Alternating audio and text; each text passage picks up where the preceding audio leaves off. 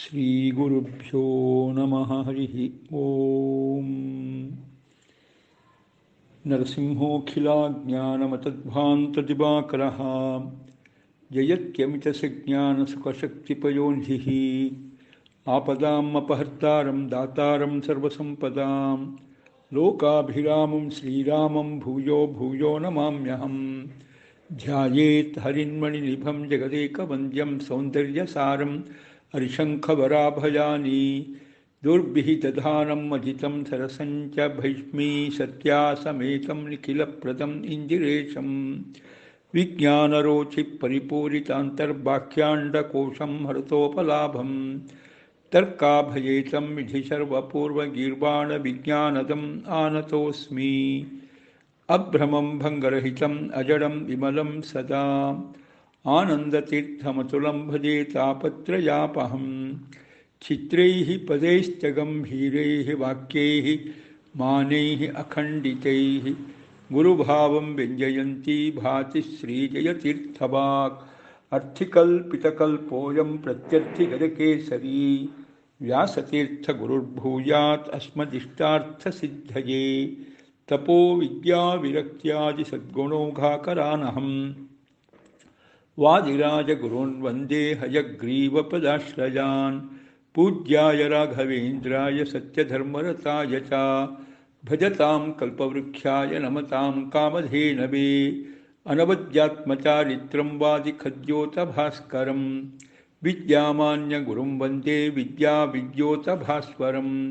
ವಿಶ್ವೇಶತೀರ್ಥಶ್ರೀಪಾದಾನ್ ವಿಶ್ವೋತ್ಕೃಷ್ಟಗುಣಾಕರಾನ್ ವಿಶ್ವಸ್ಥಸುಜನಾರಾಧ್ಯಾನ್ ವಂದೇ ವಿದ್ಯಾಗುರುನ್ ಮಮ.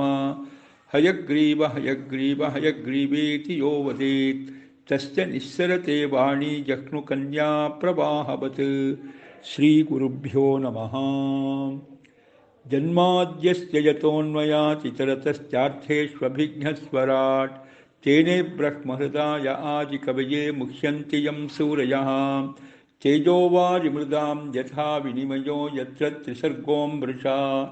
ಧಾಮ್ನಾ ಸ್ವೇನ ಸದಾ ನಿರಸ್ತಕುಹಕಂ ಸತ್ಯಂ ಪರಂ ಧೀಮಹಿ. ಸೃಷ್ಟಿಸ್ಥಿತ್ಯಪ್ಯಯೇಹಾನಿಯತಿದೃಶಿತಮೋ ಬಂಧಮೋಕ್ಷಾಶ್ಚ ಯಸ್ಮಾತ್ ಅಸ್ಯ ಶ್ರೀಬ್ರಹ್ಮರುದ್ರಪ್ರಭೃತಿಸುರನರದ್ವೇಷಶತ್ರುರಾತ್ಮಕಸ್ಯ ವಿಷ್ಣೋರ್ವ್ಯಸ್ತಾಃ ಸಮಸ್ತಾಃ ಸಕಲಗುಣನಿಧಿಃ ಸರ್ವದೋಷವ್ಯಪೀತಃ ಪೂರ್ಣಾನಂದೋ ವ್ಯಯೋ ಯೋ ಗುರುರಪಿ ಪರಮಃ ಚಿಂತಯೇತಂ ಮಹಾಂತಂ.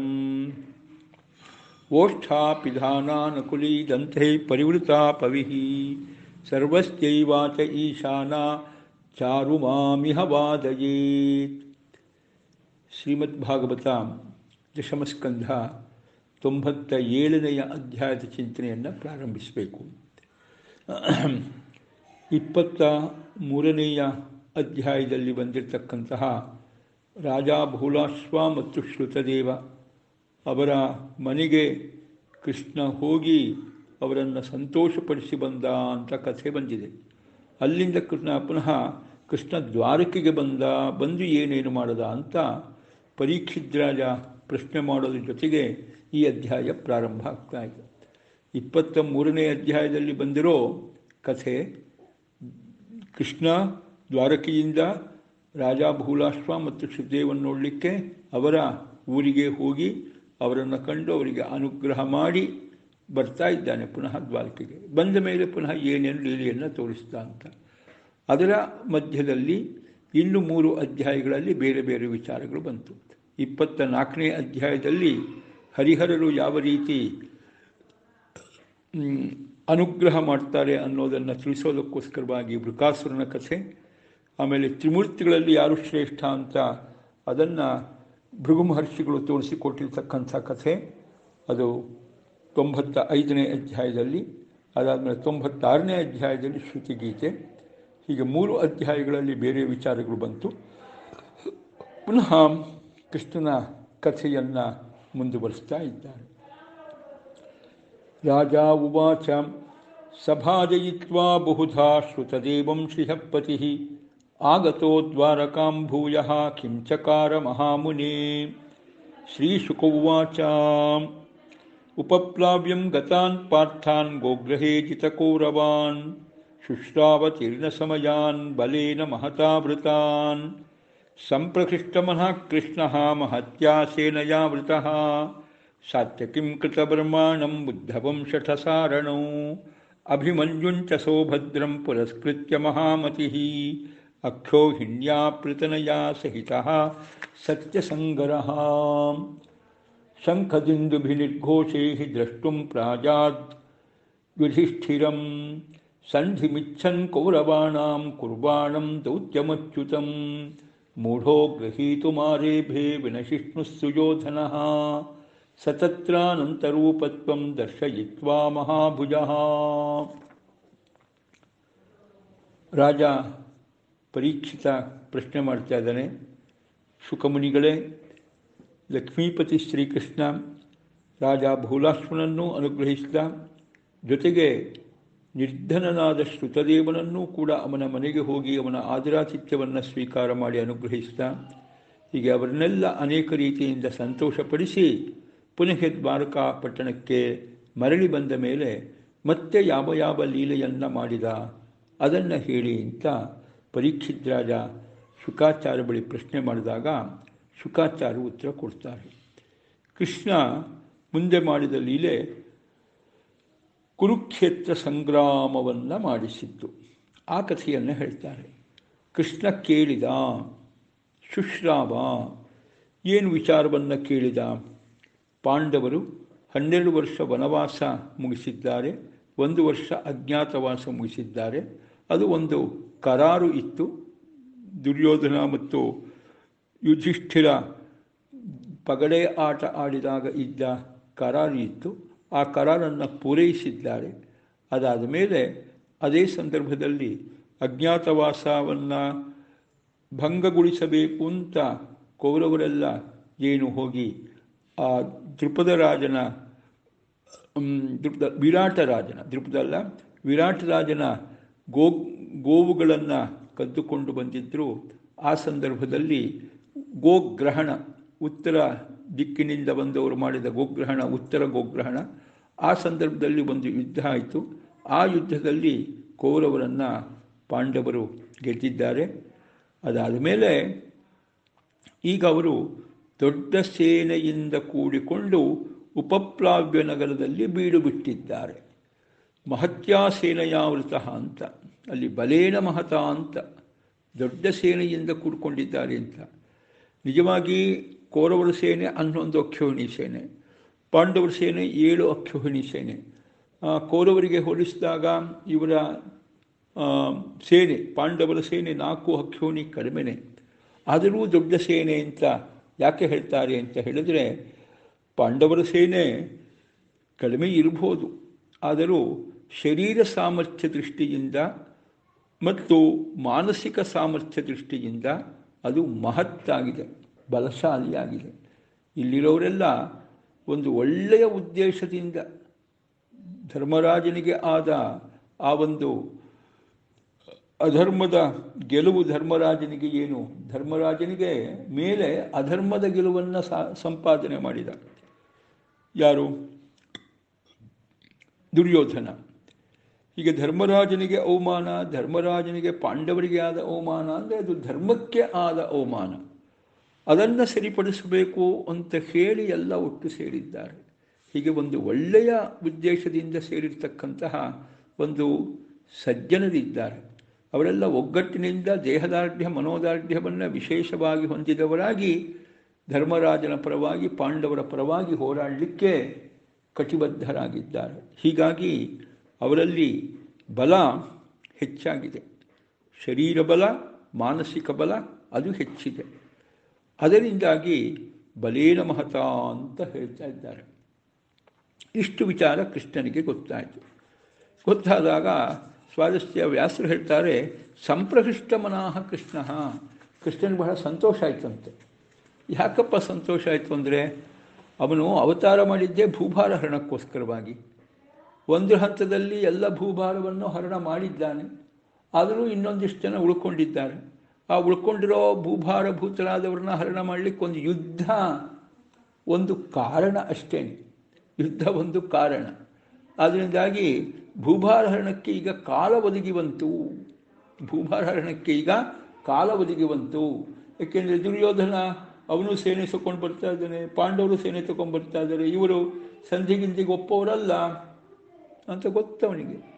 ಅದಕ್ಕೋಸ್ಕರವಾಗಿ ಏನು ಮಾಡಿದ, ಬಹಳ ಖುಷಿಪಟ್ಟ, ಮನಸ್ಸಿನಲ್ಲೇ ಬಹಳ ಸಂತೋಷಗೊಂಡ ಕೃಷ್ಣ. ಆಮೇಲೆ ತಾನು ತನ್ನ ದೊಡ್ಡ ಸೇನೆಯನ್ನು ಕಳೆದುಕೊಂಡು ಹೊರಟಿದ್ದಾನೆ. ದೊಡ್ಡ ದೊಡ್ಡ ವೀರರನ್ನು, ಸಾತ್ಯಕಿ, ಕೃತವರ್ಮ, ಉದ್ಧವ, ಶಠ, ಸಾರಣ, ಸುಭದ್ರಿಯ ಮಗನಾದ ಅಭಿಮನ್ಯು ಇವರೆಲ್ಲರನ್ನೂ ಮುದ್ದೆ ಮಾಡಿಕೊಂಡು ದೊಡ್ಡ ಸೇನೆಯ ಜೊತೆಗೆ ಹೊರಟು ಯಾವಾಗ ಆ ಉಪಪ್ಲಾವಿ ನಗರಕ್ಕೆ ಬರ್ತಾ ಇದ್ದಾನೆ, ಅಲ್ಲಿ ಸರ್ವಜ್ಞನಾದ ಕೃಷ್ಣ, ಸತ್ಯಪ್ರತಿಜ್ಞೆಯ ಕೃಷ್ಣ ಯುಧಿಷ್ಠಿರನ ಕಾಣಲಿಕ್ಕೆ ಅಂತ ಹೋಗ್ತಾ ಇದ್ದಾನೆ. ತನ್ನ ಅಕ್ಷೋಹಿಣಿ ಸೇನೆ ಜೊತೆಗೆ ಹೋಗ್ತಾ ಇದ್ದಾನೆ. ಜೊತೆಗೆ ರಾಜಮರ್ಯಾದೆ, ಶಂಖ, ದುಂದಭಿ ಘೋಷಗಳ ಜೊತೆಗೆ ಉಪಪ್ಲಾವ್ಯ ನಗರಕ್ಕೆ ಹೋಗಿದ್ದಾನೆ. ಹೋಗಿ ಒಂದು ಸರ್ತಿ ಸಂಧಿ ಬಗ್ಗೆ ಮಾತಾಡೋಣ ಅಂತ ಕೃಷ್ಣನಿಗೂ ಅಭಿಲಾಷೆ. ಏಕೆಂದರೆ ಒಂದೇ ಸರ್ತಿ ಯುದ್ಧದ ವಿಚಾರ ಬೇಡ, ಏನಾದರೂ ಸಂಧಿಗೆ ಒಪ್ಪೋದಾಗಿದ್ದರೆ ಧರ್ಮರಾಜ ಕೇಳಿರ್ತಕ್ಕಂಥದ್ದನ್ನು ದುರ್ಯೋಧನ ಕೊಡಲಿಕ್ಕೆ ಒಪ್ಪಿದರೆ ಯುದ್ಧವನ್ನು ನಿಲ್ಲಿಸಬಹುದು ಅಂತ ವಿಚಾರ. ಅದಕ್ಕೋಸ್ಕರವಾಗಿ ತಾನೇ ಒಬ್ಬ ದೂತನಾಗಿ ಹೋಗಿದ್ದಾನೆ ಕೃಷ್ಣ. ಆದರೆ ಪಾಂಡವರಿಗೆ ಮತ್ತು ಕೌರವರಿಗೆ ಸಂಧಿ ಮಾಡಿಸಬೇಕು ಅಂತ ಕೃಷ್ಣ ದೂತನಾಗಿ ಹೋದರೆ ಮೂರ್ಖ ದುರ್ಯೋಧನ ಗೊತ್ತಿಲ್ಲ ಅವನಿಗೆ. ಅವನು ಕೃಷ್ಣನ್ನೇ ಕಟ್ಟಿ ಹಾಕಲಿಕ್ಕೆ ಹೋದ. ಕೃಷ್ಣನ ಕಟ್ಟಿ ಹಾಕಿಬಿಡ್ತೀನಿ, ಕೃಷ್ಣನ ಆ ಕಡೆ ಕಳಿಸೋದೇ ಇಲ್ಲ, ಪಾಂಡವರಿಗೆ ಕೃಷ್ಣನೇ ದೊಡ್ಡ ಬೆನ್ನೆಲುಬು, ಆ ಕೃಷ್ಣ ಇಲ್ಲದೆ ಪಾಂಡವ್ರ ಕೈಲಿ ಏನೂ ಮಾಡಲಿಕ್ಕಾಗಲ್ಲ, ಹೀಗಾಗಿ ಕೃಷ್ಣನ ಇಲ್ಲೇ ಕಟ್ಟಿ ಹಾಕಿಬಿಟ್ರೆ ನಾವು ಗೆದ್ದ ಹಾಗೆ ಅಂತ ಹೀಗೆ ಒಂದು ಆಲೋಚನೆ. ಆದರೆ ಸರ್ವವ್ಯಾಪ್ತನಾದ ಕೃಷ್ಣನ ಕಟ್ಟಾಕ್ಲಿಕ್ಕಾಗತ್ತಾ? ಆ ಜ್ಞಾನವಿಲ್ಲ ಅವನಿಗೆ, ಆ ಜ್ಞಾನವಿಲ್ಲ. ಹೀಗಾಗಿ ಕಟ್ಟಿ ಹಾಕಲಿಕ್ಕೆ ಅಂತ ಹೋದ. ಒಂದು ರೀತಿ ಅದೇನಾಯಿತು, ದೇವರನ್ನು ಕಟ್ಟಿ ಹಾಕ್ತೀನಿ ಅಂತ ಹೋದ ಅವನಿಗೆ ಅದು ಕೆಟ್ಟ ಕಾಲ ಸಮೀಪಿಸಿದೆ ಅಂತಲೇ ಅರ್ಥ. ಮರಣಕಾಲ ಸಮೀಪಿಸಿದವರೆಲ್ಲ ಕೆಟ್ಟ ಕೆಲಸ ಜಾಸ್ತಿ ಮಾಡ್ತಾರೆ ಅಂತ. ಹಾಗೆ ಇವನು ಕೂಡ ಮೊದಲೇ ಕೆಟ್ಟವನು, ಮರಣಕಾಲ ಸಮೀಪಿಸಿದೆ, ಅದರಿಂದ ದೊಡ್ಡ ಕೆಟ್ಟ ಕೆಲಸವನ್ನೇ ಮಾಡಿದ. ಯಾವುದು? ಕೃಷ್ಣನ ಬಂಧಿಸಲಿಕ್ಕೆ ಹೋಗಿತ್ತು. ಆಗ ಮಹಾಬಾಹು ಕೃಷ್ಣ ಏನು ಮಾಡಿದ, ತನ್ನ ವಿಶ್ವರೂಪವನ್ನು ತೋರಿಸಿದ. ಕುರುಡನಾಗಿರ್ತಕ್ಕಂಥ ಧೃತರಾಷ್ಟ್ರನಿಗೂ ಒಂದು ವಿಶೇಷವಾದ ಕಣ್ಣು ಕೊಟ್ಟು ಸ್ವರೂಪದ ಕಣ್ಣು ತೆರೆದುಕೊಳ್ಳೋ ಹಾಗೆ ಮಾಡಿ ಏನು ಮಾಡಿದ, ತನ್ನ ವಿಶ್ವರೂಪವನ್ನು ತೋರಿಸಿದ. ಉಳಿದವರಿಗೆ ಅದು ನೋಡಲಿಕ್ಕಾಗಲೇ ಇಲ್ಲ, ಭಯಂಕರ ಅಂತ ಅನ್ನಿಸ್ತು. ಅದನ್ನೇ ಮುಂದೆ ಹೇಳ್ತಾರೆ. ಕೃತ್ವಾ ಬಿಭೀಷಿಕಾಂ ಘೋರಾಂ ಪಾಂಡವಾನ್ ಪುನರಾಯಯೌ ವಿವೃದ್ಧಮತ್ಸರಃ ಸರ್ವೇ ರಾಜಾನೋ ಜಾತಮನ್ಯವಃ ಯುದ್ಧಾಯೈವ ಅನುಯುಜ್ಯಂತೆ ನ ಸಂಧಿಂ ಅನುಕಾಂಕ್ಷಿಣಃ ಯುಧಿಷ್ಠಿರಸ್ತು ಧರ್ಮಾತ್ಮ ಪುರಸ್ಕೃತ್ಯ ಜನಾರ್ದನಂ ಕುರುಕ್ಷೇತ್ರಂ ಯಯೌ ರಾಜನ್ ಯುದ್ಧಾಯ ಭ್ರಾತೃಭಿಃ ಸಹ ಅಕ್ಷೋಹಿಣ್ಯಾ ವಿರಾಟೋಪಿ ಮತ್ಸ್ಯರಾಜೋ ಮಹಾಮನಾಃ ಯುಧಿಷ್ಠಿರಮನುಪ್ರಾಯಾತ್ ಸಪುತ್ರಃ ಕುರು ಸತ್ತಮ ತ್ರಿಪದಶ್ಚ ಖಂಡೀ ಚ ದೃಷ್ಟದ್ಯುಮ್ನಶ್ಚ ದುರ್ಜಯಃ ಅಕ್ಷೋಹಿಣೀಭಿಸ್ತ್ರಿಸೃಭಿಃ ಅನುಜಗ್ಮುಃ ಯುಧಿಷ್ಠಿರಂ ಅಕ್ಷೋಹಿಣ್ಯಾ ಪರಿವೃತಃ ಸಾತ್ಯಕಿರ್ಯುದ್ಧಲಾಲಸಃ ನಿಯೋಗಾದ್ ವಾಸುದೇವಸ್ಯ ಪ್ರಾಯಾದನು ಯುಧಿಷ್ಠಿರಂ. ಹೀಗೆ ಭಗವಂತನ ಆ ವಿಶ್ವರೂಪ, ಅದ್ಭುತವಾದ ವಿಶ್ವರೂಪ, ದೃಷ್ಟಿ ಜನರಿಗೆ ನೋಡಲಿಕ್ಕಾಗಲ್ಲ, ಹೆದರಿಕೆನೇ ಆಗತ್ತೆ. ಹಾಗೇ ಆಯಿತು. ಕೌರವರು ಮೊದಲಾಗಿರ್ತಕ್ಕಂಥ ದುಷ್ಟವರು ಏನು ಅಲ್ಲಿ ಸಭೆಯಲ್ಲಿದ್ದರೂ ಅವರಿಗೆಲ್ಲ ನೋಡಲಿಕ್ಕೆ ಆಗಲಿಲ್ಲ. ಆ ವಿಶ್ವರೂಪ ಪ್ರದರ್ಶನದಿಂದ ಕೌರವರಿಗೆ ಬಹಳ ಭಯವನ್ನು ಉಂಟು ಮಾಡಿದ, ಭಯಂಕರವನಾಗ್ಬಿಟ್ಟ ಕೃಷ್ಣ ಅವರ ಪಾಲಿಗೆ. ಮಾಡಿ ಪುನಃ ಕೃಷ್ಣ ಪಾಂಡವರ ಬಳಿಗೆ ಹಿಂತಿರುಗಿದ. ಕೌರವ ಕಡೆಯ ರಾಜರೆಲ್ಲ ಒಟ್ಟು ಸೇರಿದ್ದಾರೆ, 11 ಅಕ್ಷೋಹಿಣಿ ಸೇನೆ ಸೇರಿಕೊಂಡಿದೆ. ಆದರೆ ಅವರಿಗೆಲ್ಲ ಸಜ್ಜನರ ಬಗ್ಗೆ ಮಾತ್ಸರ್ಯ, ಒಳ್ಳೆಯವರ ಬಗ್ಗೆ ಮಾತ್ಸರ್ಯ, ಕೃಷ್ಣನ ಬಗ್ಗೆ ದ್ವೇಷ, ಪಾಂಡವರ ಬಗ್ಗೆ ದ್ವೇಷ. ಆಯಿತಾ? ಅದಕ್ಕೋಸ್ಕರವಾಗಿ ಯುದ್ಧಕ್ಕೋಸ್ಕರವಾಗಿ ಕುಪಿತರಾಗಿ ಒಂದುಗೂಡಿದ್ದಾರೆ. ಅವರು ಯಾರೂ ಸಂಧಿನ ಒಪ್ಪಲಿಲ್ಲ. ಧಾರ್ಮಿಕನಾದ ಯುಧಿಷ್ಠಿರ ಕೃಷ್ಣನನ್ನು ಮುಂದೆ ಮಾಡಿಕೊಂಡು ಯುದ್ಧಕ್ಕೋಸ್ಕರವಾಗಿ ತಮ್ಮಂದಿರ ಜೊತೆಗೆ ಕುರುಕ್ಷೇತ್ರಕ್ಕೆ ಹೋದ. ಆ ಸಂದರ್ಭದಲ್ಲಿ ಬೇರೆಯವರು ಸೇರಿಕೊಂಡರು. ಮಹಾಬುದ್ಧಿಶಾಲಿಯಾದ ಮತ್ಸ್ಯ ದೇಶದ ರಾಜ ವಿರಾಟ ಪುತ್ರ ಸಮೇತನಾಗಿ ತನ್ನ ಅಕ್ಷೋಹಿಣಿ ಸೇನೆ ಜೊತೆಗೆ ಯುಧಿಷ್ಠಿರನನ್ನು ಹಿಂಬಾಲಿಸಿದ. ತ್ರಿಪದ ರಾಜ, ಶಿಖಂಡಿ, ದೃಷ್ಟದ್ಯುಮ್ನ ಇವರು 3 ಅಕ್ಷೋಹಿಣಿ ಸೇನೆ ಜೊತೆಗೆ ಯುಧಿಷ್ಠಿರನನ್ನು ಹಿಂಬಾಲಿಸಿದರು. ಸಾತ್ಯಕಿ ಅವನು ಕೂಡ ಯುದ್ಧಪ್ರಿಯ, ಯುದ್ಧದಲ್ಲಿ ಪಾಲ್ಗೊಳ್ಳಬೇಕು ಅಂತ ಅವನಿಗೆ ಅಭಿಲಾಷೆ. ಕೃಷ್ಣನ ಆದೇಶದಂತೆ ಅಕ್ಷೋಹಿಣಿ ಸೇನೆಯ ಸಮೇತನಾಗಿ ಯುಧಿಷ್ಠಿರನನ್ನು ಹಿಂಬಾಲಿಸಿದ್ದಾರೆ. ಅಕ್ಷೋಹಿಣ್ಯಾ ಪರಿವೃತಾ ಕೈಕೇಯಾ ಪಂಚಭೂಭೃತ ಅನುಜಗ್ಮುಹು ಧರ್ಮಪುತ್ರಂ ರಾಜಾನಂ ಮಾತೃಸೋದರಾ ಧೃಷ್ಟಕೇತುಸ್ತದಾ ರಾಜ ಶೈಬ್ಯಶ್ಚ ನರಪುಂಗವಃ ಅನ್ವಯಾತಾಂ ನೃಪಶ್ರೇಷ್ಠೌ ಅಕ್ಷೋಹಿಣ್ಯಾ ಯುಧಿಷ್ಠಿರಂ ತೇ ಗತ್ವಾ ಪಾಂಡವಾಃ ಸರ್ವೇ ನಾರಾಯಣ ಪುರೋಗಮಾಃ ಸ್ವೈರಂಬೂಷುಃ ಕುರುಕ್ಷೇತ್ರೇ ಪ್ರತೀಕ್ಷन्तಃ ಸುಯೋಧನಂ ಸುಯೋಧನೋಪಿ ಕೌರವ್ಯಾ ಮಾನೀ ಭ್ರಾತೃಶತೈರ್ವೃತಃ ದ್ರೋಣಭೀಷ್ಮಕೃಪದ್ರೋಣಿ ಕರ್ಣಬಾಹ್ಲೀಕಸೌಬಲೈಃ ಹಾರ್ದೀಕಸಾಲ್ವಮದ್ರೇಷ ಭಗದತ್ತ ಜಯದ್ರಥೈಃ. ಧರ್ಮರಾಜನ ಸೋದರ ಮಾವಂದಿರು 5 ಜನ ಕೇಕೈ ದೇಶದ ರಾಜರು. ಅವರು ಕೂಡ ಅಕ್ಷೋಹಿಣಿ ಸೇನೆ ಸಮೇತನಾಗಿ ಧರ್ಮರಾಜನನ್ನು ಹಿಂಬಾಲಿಸಿದರು. ಹಾಗೆಯೇ ರಾಜ ಧೃಷ್ಟಕೇತು ಮತ್ತು ರಾಜ ಶೈಬ್ಯ ಇಬ್ಬರೂ ಕೂಡ ಅಕ್ಷೋಹಿಣಿ ಸೇನೆ ಜೊತೆಗೆ ಧರ್ಮರಾಜನನ್ನು ಹಿಂಬಾಲಿಸಿದರು. ಹೀಗೆ ಪಾಂಡವರೆಲ್ಲರೂ ತಮಗೆ ಸಹಾಯವನ್ನು ಕೊಟ್ಟಿರುವ ಎಲ್ಲ ಬೇರೆ ದೇಶದ ರಾಜರು ಅವರ ಅಕ್ಷೋಹಿಣಿ ಸೇನೆ ಜೊತೆಗೆ ಕೃಷ್ಣನ ಮುಂದೆ ಮಾಡಿಕೊಂಡು ಕುರುಕ್ಷೇತ್ರಕ್ಕೆ ಹೋಗಿದ್ದಾರೆ. ದುರ್ಯೋಧನ ಆಗಮನವನ್ನು ಎದುರು ನೋಡ್ತಾ ಅವರು ಬೀಡಿಬಿಟ್ರು. ಅಹಂಕಾರಿಯಾದ ದುರ್ಯೋಧನ 100 ಮಂದಿ ಕೌರವರು ಜೊತೆಗೆ ದ್ರೋಣಾಚಾರ್ಯರು, ಭೀಷ್ಮಾಚಾರ್ಯರು, ಕೃಪಾಚಾರ್ಯರು, ಅಶ್ವತ್ಥಾಮಾಚಾರ್ಯರು, ಕರ್ಣ, ಬಾಹ್ಲೀಕ, ಶಕುನಿ, ಹಾರ್ದಿಕ್ಯ, ಸಾಲ್ವ, ಶಲ್ಯ, ಭಗದತ್ತ, ಜಯದ್ರಥ ಇವರೆಲ್ಲರ ಜೊತೆ ಕೂಡಿಕೊಂಡು ಕುರುಕ್ಷೇತ್ರಕ್ಕೆ ಆಗಮಿಸಿದ. ಅನ್ಯೈಶ್ಚ ರಾಜಶಾರ್ದೂಲೈಃ ನಾನಾದೇಶಸಮುದ್ಭವೈಃ ಶಂಖದುಂದುಭಿರ್ಘೋಷೈಃ ಭೇರೀಪಟಃ ನಿಸ್ವನೈಃ ಪೂರಯನ್ ಕಕುಭೋ ವೀರಃ ಪ್ರಯಯೋ ಕಂಪಯನ್ಮಹೀಂ ತೇ ಸಮೇತ್ಯ ಕುರುಕ್ಷೇತ್ರೇ ರಾಜಾನಃ ಕುರು ಪಾಂಡವಾಃ ಸಮಂತ ಪಂಚಕೇ ಚಕ್ರುಃ ವ್ಯೂಹಂ ಮುದ್ಯತಿ ಭಾಸ್ಕರೇ ಅಕ್ಷೋಹಿಣ್ಯಃ ಕೌರವಾಣಾಂ ಏಕಾದಶ ದುರಾತ್ಮನಾಂ ಸಪ್ತ ಪಾಂಡುಸುತಾನಾಂಚ ಕರ್ಷಿತಾನಾಂ ವನೇ ಭೃಶಂ ತಥಾ ವ್ಯೂಹೇಷ್ವನೀಕೇಷು ತಾವಕೇಷು ಇತರೇಷು ಚ ಗಾಂಡೀವಧನ್ಮೀ ಕವಚಿ ಬದ್ಧತೋಣತಲತ್ರವಾನ್ ಆರೂಢಶ್ಚಂದನಃ ಪಾರ್ಥೋ ದದರ್ಶ ರಿಪುವಾಹಿನೀಂ ಉಪಾಧ್ಯಾಯಾನ್ ಪಿತॄನ್ ಭ್ರಾತॄನ್ ಮಾತುಲಾನ್ ಸ್ವಸ್ತ್ರಿಯಾನ್ ಸುತಾನ್ ಶಿಷ್ಯಾನ್ ಸಪೋತ್ರಾನ್ ದೌಹಿತ್ರಾನ್ ಶಾಲಾನ್ ಸಂಬಂಧಿ ಬಾಂಧವಾನ್ ದೃಷ್ಟ್ವಾ ನಿರ್ವೇದಮಾಪನ್ನಃ ಹಂತುಂ ನೈವ ಅಕರೋನ್ಮನಃ.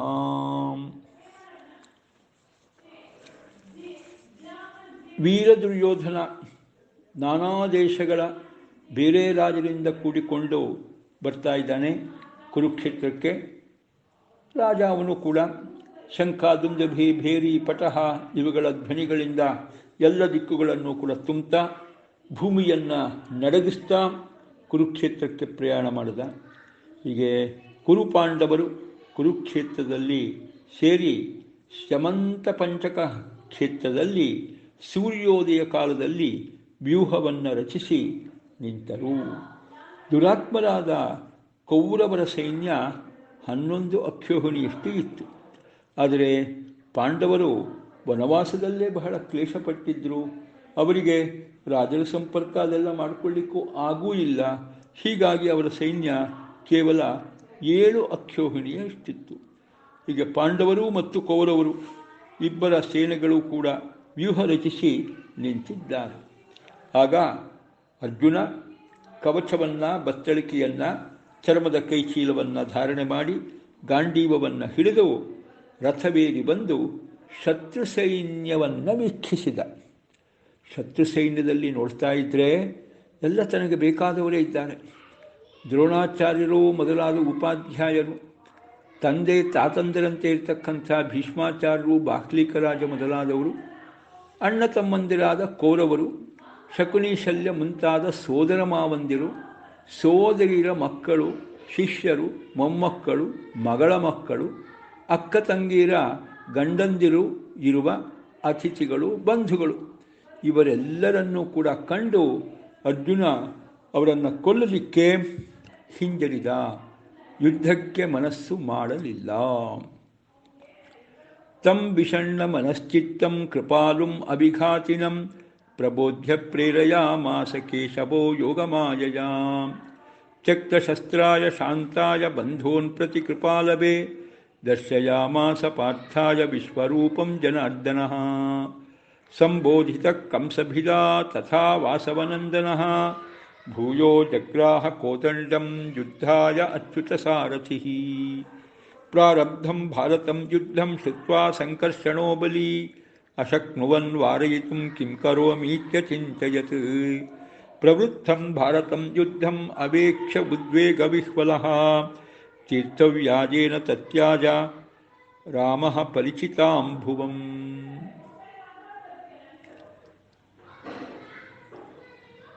ಬಹಳ ವಿಷಣ್ಣನಾಗಿದ್ದಾನೆ ಅರ್ಜುನ.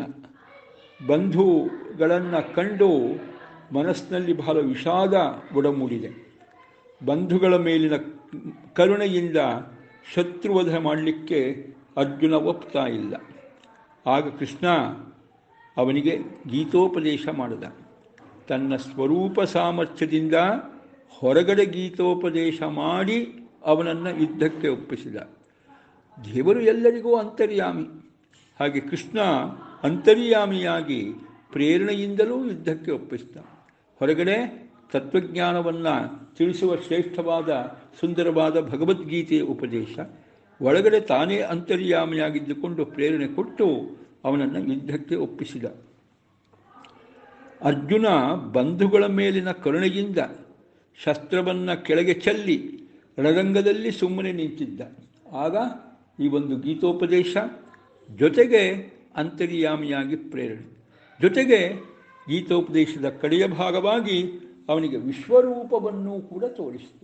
ವಿಶ್ವರೂಪವನ್ನು ಕೂಡ ತೋರಿಸಿ ತಾನೇ ಎಲ್ಲರನ್ನೂ ಕೂಡ ಕೊಲ್ತಾ ಇದ್ದೀನಿ, ನೀನು ಬರೀ ನಿಮಿತ್ತ ಮಾತ್ರ, ಇದು ನಡೆಯೋದೇನೆ ಯುದ್ಧ, ಭೂಭಾರಹರಣಕ್ಕೋಸ್ಕರವಾಗೇ ತಾನು ಬಂದದ್ದು, ಅದಕ್ಕೋಸ್ಕರ ಯುದ್ಧ ನಡೆಯುತ್ತೆ, ತಾನೇ ಕೊಲ್ಲೋದು, ನಿನಗೆ ಬರೀ ನೆಪ ಮಾತ್ರವಾಗಿಟ್ಟುಕೊಂಡು ನಿನಗೆ ಕೀರ್ತಿ ತರೋದಕ್ಕೋಸ್ಕರವಾಗಿ ಭಗವಂತ ಮಾಡಿರುವ ಯೋಜನೆ ಅನ್ನೋದನ್ನು ಒಳ್ಳೆ ರೀತಿಯಿಂದ ತೋರಿಸಿಕೊಟ್ಟ.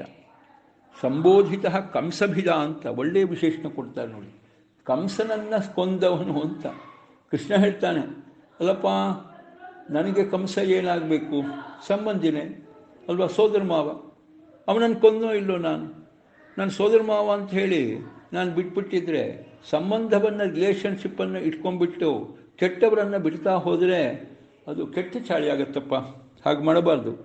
ಸಮಾಜಕ್ಕೆ ಯಾರು ಒಳಿತು ಮಾಡ್ತಾರೋ ಅಂಥವ್ರು ಜಗತ್ತಿನಲ್ಲಿ ಬೇಕು.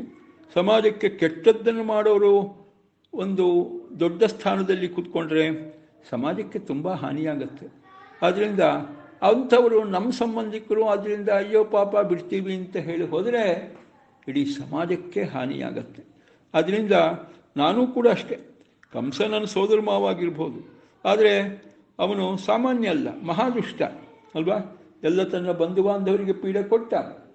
ಆಮೇಲಿಂದ ಅದೇ ರೀತಿಯಾಗಿ ತನ್ನ ತಂದೆ ತಾಯಂದಿರನ್ನೂ ಬಿಡಲಿಲ್ಲ, ಅವರನ್ನು ಕೂಡ ಜೈಲಿನಲ್ಲಿ ಕೂಡಿಟ್ಟ. ಹೀಗೆ ಇಂತಹ ಒಬ್ಬ ದುರಹಂಕಾರಿ ದುಷ್ಟ ಅವನು ದೊಡ್ಡ ಸ್ಥಾನದಲ್ಲಿ, ರಾಜನ ಸ್ಥಾನದಲ್ಲಿದ್ದರೆ ಪ್ರಜೆಗಳಿಗೆಲ್ಲ ತೊಂದರೆ ಅಂತ ಹೇಳಿ ನಾನು ಸಂಬಂಧವನ್ನು ಪರಿಗಣಿಸದೆ ಅವನನ್ನು ಕೊಂದಿದ್ದೇನೆ. ನೀನು ಹಾಗೆ ಮಾಡಬೇಕು. ದುರ್ಯೋಧನಾದಿಗಳೆಲ್ಲ ದುಷ್ಟರೇ, ಮತ್ತು ಭೀಷ್ಮಾದಿಗಳು ಒಳ್ಳೆಯವರು ಇರ್ಬೋದು, ಆದರೂ ಕೆಟ್ಟವರ ಪರವಾಗಿ ಇದ್ದಾರೆ. ಕೆಟ್ಟವರ ಪರವಾಗಿದ್ದಾನೆ. ಕೆಟ್ಟವರ ಪರವಾಗಿದ್ದಾಗ ಏನು ಮಾಡೋ ಹಾಗಿಲ್ಲ, ಅನಿವಾರ್ಯ, ಅವರನ್ನು ಕೂಡ ದೂರ ಮಾಡಬೇಕು. ಹೀಗಾಗಿ ಇದು ಶ್ರೇಷ್ಠವಾದ ಧರ್ಮ ಕಾರ್ಯ, ಭಗವಂತನ ಪೂಜೆನೇ ಇದು ಭಗವಂತನ ಪೂಜೆಯೇ. ಅದನ್ನು ನೀನು ಮಾಡಬೇಕು. ನಿನ್ನಲ್ಲಿಂತು ನಾನು ಮಾಡಿಸ್ತೇನೆ, ನೀನು ಅದಕ್ಕೆ ಸಿದ್ಧನಾಗುವಂತ ಹೀಗೆ ಭಗವಂತ ಒಳ್ಳೆಯ ಒಂದು ಬೋಧನೆಯನ್ನು ಕೊಟ್ಟ. ಆಗ ಅರ್ಜುನ ಕೃಷ್ಣನ ಸಾರಥ್ಯದಲ್ಲಿ ಯುದ್ಧ ಮಾಡಲು ಪುನಃ ಗಾಂಡೀವ ಧನುಸ್ಸನ್ನು ಎತ್ತಿಕೊಂಡ. ಭಾರತ ಯುದ್ಧ ಪ್ರಾರಂಭ ಆಗತ್ತೆ ಅಂತ ಕೇಳಿದಾಗ ಅದನ್ನು ತಡೆಯಲಿಕ್ಕೆ ಆಗೋದಿಲ್ಲ, ಏನಪ್ಪ ಮಾಡಬೇಕು ಅಂತ ಬಲರಾಮ ಚಿಂತಿಸಿದ. ಅವನಿಗೆ ಇಬ್ಬರ ಮೇಲೂ ಪ್ರೀತಿ, ಒಂದು ಕಡೆಯಿಂದ ಪಾಂಡವರ ಮೇಲೆ ಪ್ರೀತಿ, ಇನ್ನೊಂದು ಕಡೆಯಿಂದ ದುರ್ಯೋಧನನ ಮೇಲೂ ಪ್ರೀತಿ. ಯಾಕೆಂದರೆ ತನ್ನ ಗದಾ ಒಂದು ಶಿಕ್ಷಣವನ್ನು ಕಲಿತ ಶಿಷ್ಯ, ತನ್ನಿಂದ ಗದಾಯುದ್ಧವನ್ನು ಕಲಿತ ಶಿಷ್ಯ ದುರ್ಯೋಧನ ಅಂಥೇಳಿ ಅವನ ಮೇಲೂ ಪ್ರೀತಿ. ಹೀಗಾಗಿ ಬಲರಾಮ ಉದ್ವೇಗ ವಿಹ್ವಲನಾಗಿ ಏನು ಮಾಡ್ದ, ಯಾರ ಪಕ್ಷಕ್ಕೆ ಹೋದರೂ ಒಬ್ಬರ ಪಕ್ಷಕ್ಕೆ ಹೋದರೂ ಇನ್ನೊಬ್ರಿಗೆ ಬೇಜಾರಾಗತ್ತೆ, ನಾನು ಇಬ್ಬರ ಪಕ್ಷಕ್ಕೂ ಹೋಗಲ್ಲ ಅಂತ ಹೇಳಿ ದೂರದ ಊರುಗಳಿಗೆ ಪ್ರಯಾಣ ಬೆಳೆಸ್ಬಿಟ್ಟ. ದೂರದ ಊರುಗಳಿಗೆ ಪ್ರಯಾಣ ಬೆಳೆಸ್ದ.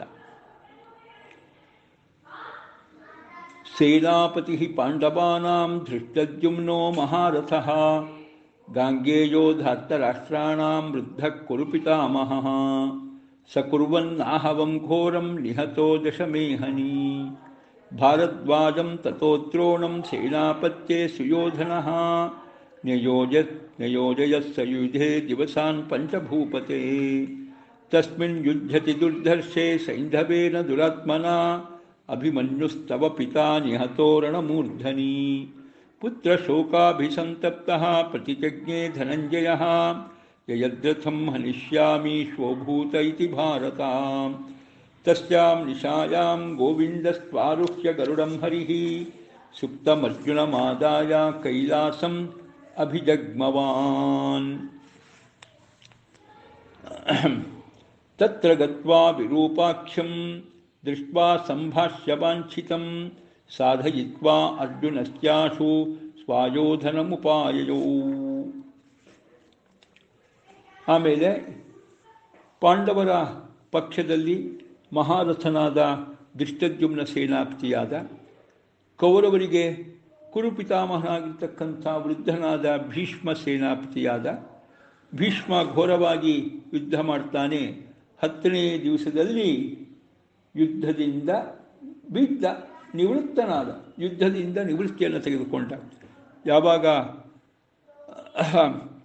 ಶಿಖಂಡಿ ಬಂದು ನಿಂತರೂ ನಾನು ಯುದ್ಧ ಮಾಡೋದಿಲ್ಲ ಅಂತ ಹೇಳಿ ಯುದ್ಧದಿಂದ ನಿವೃತ್ತನಾದ.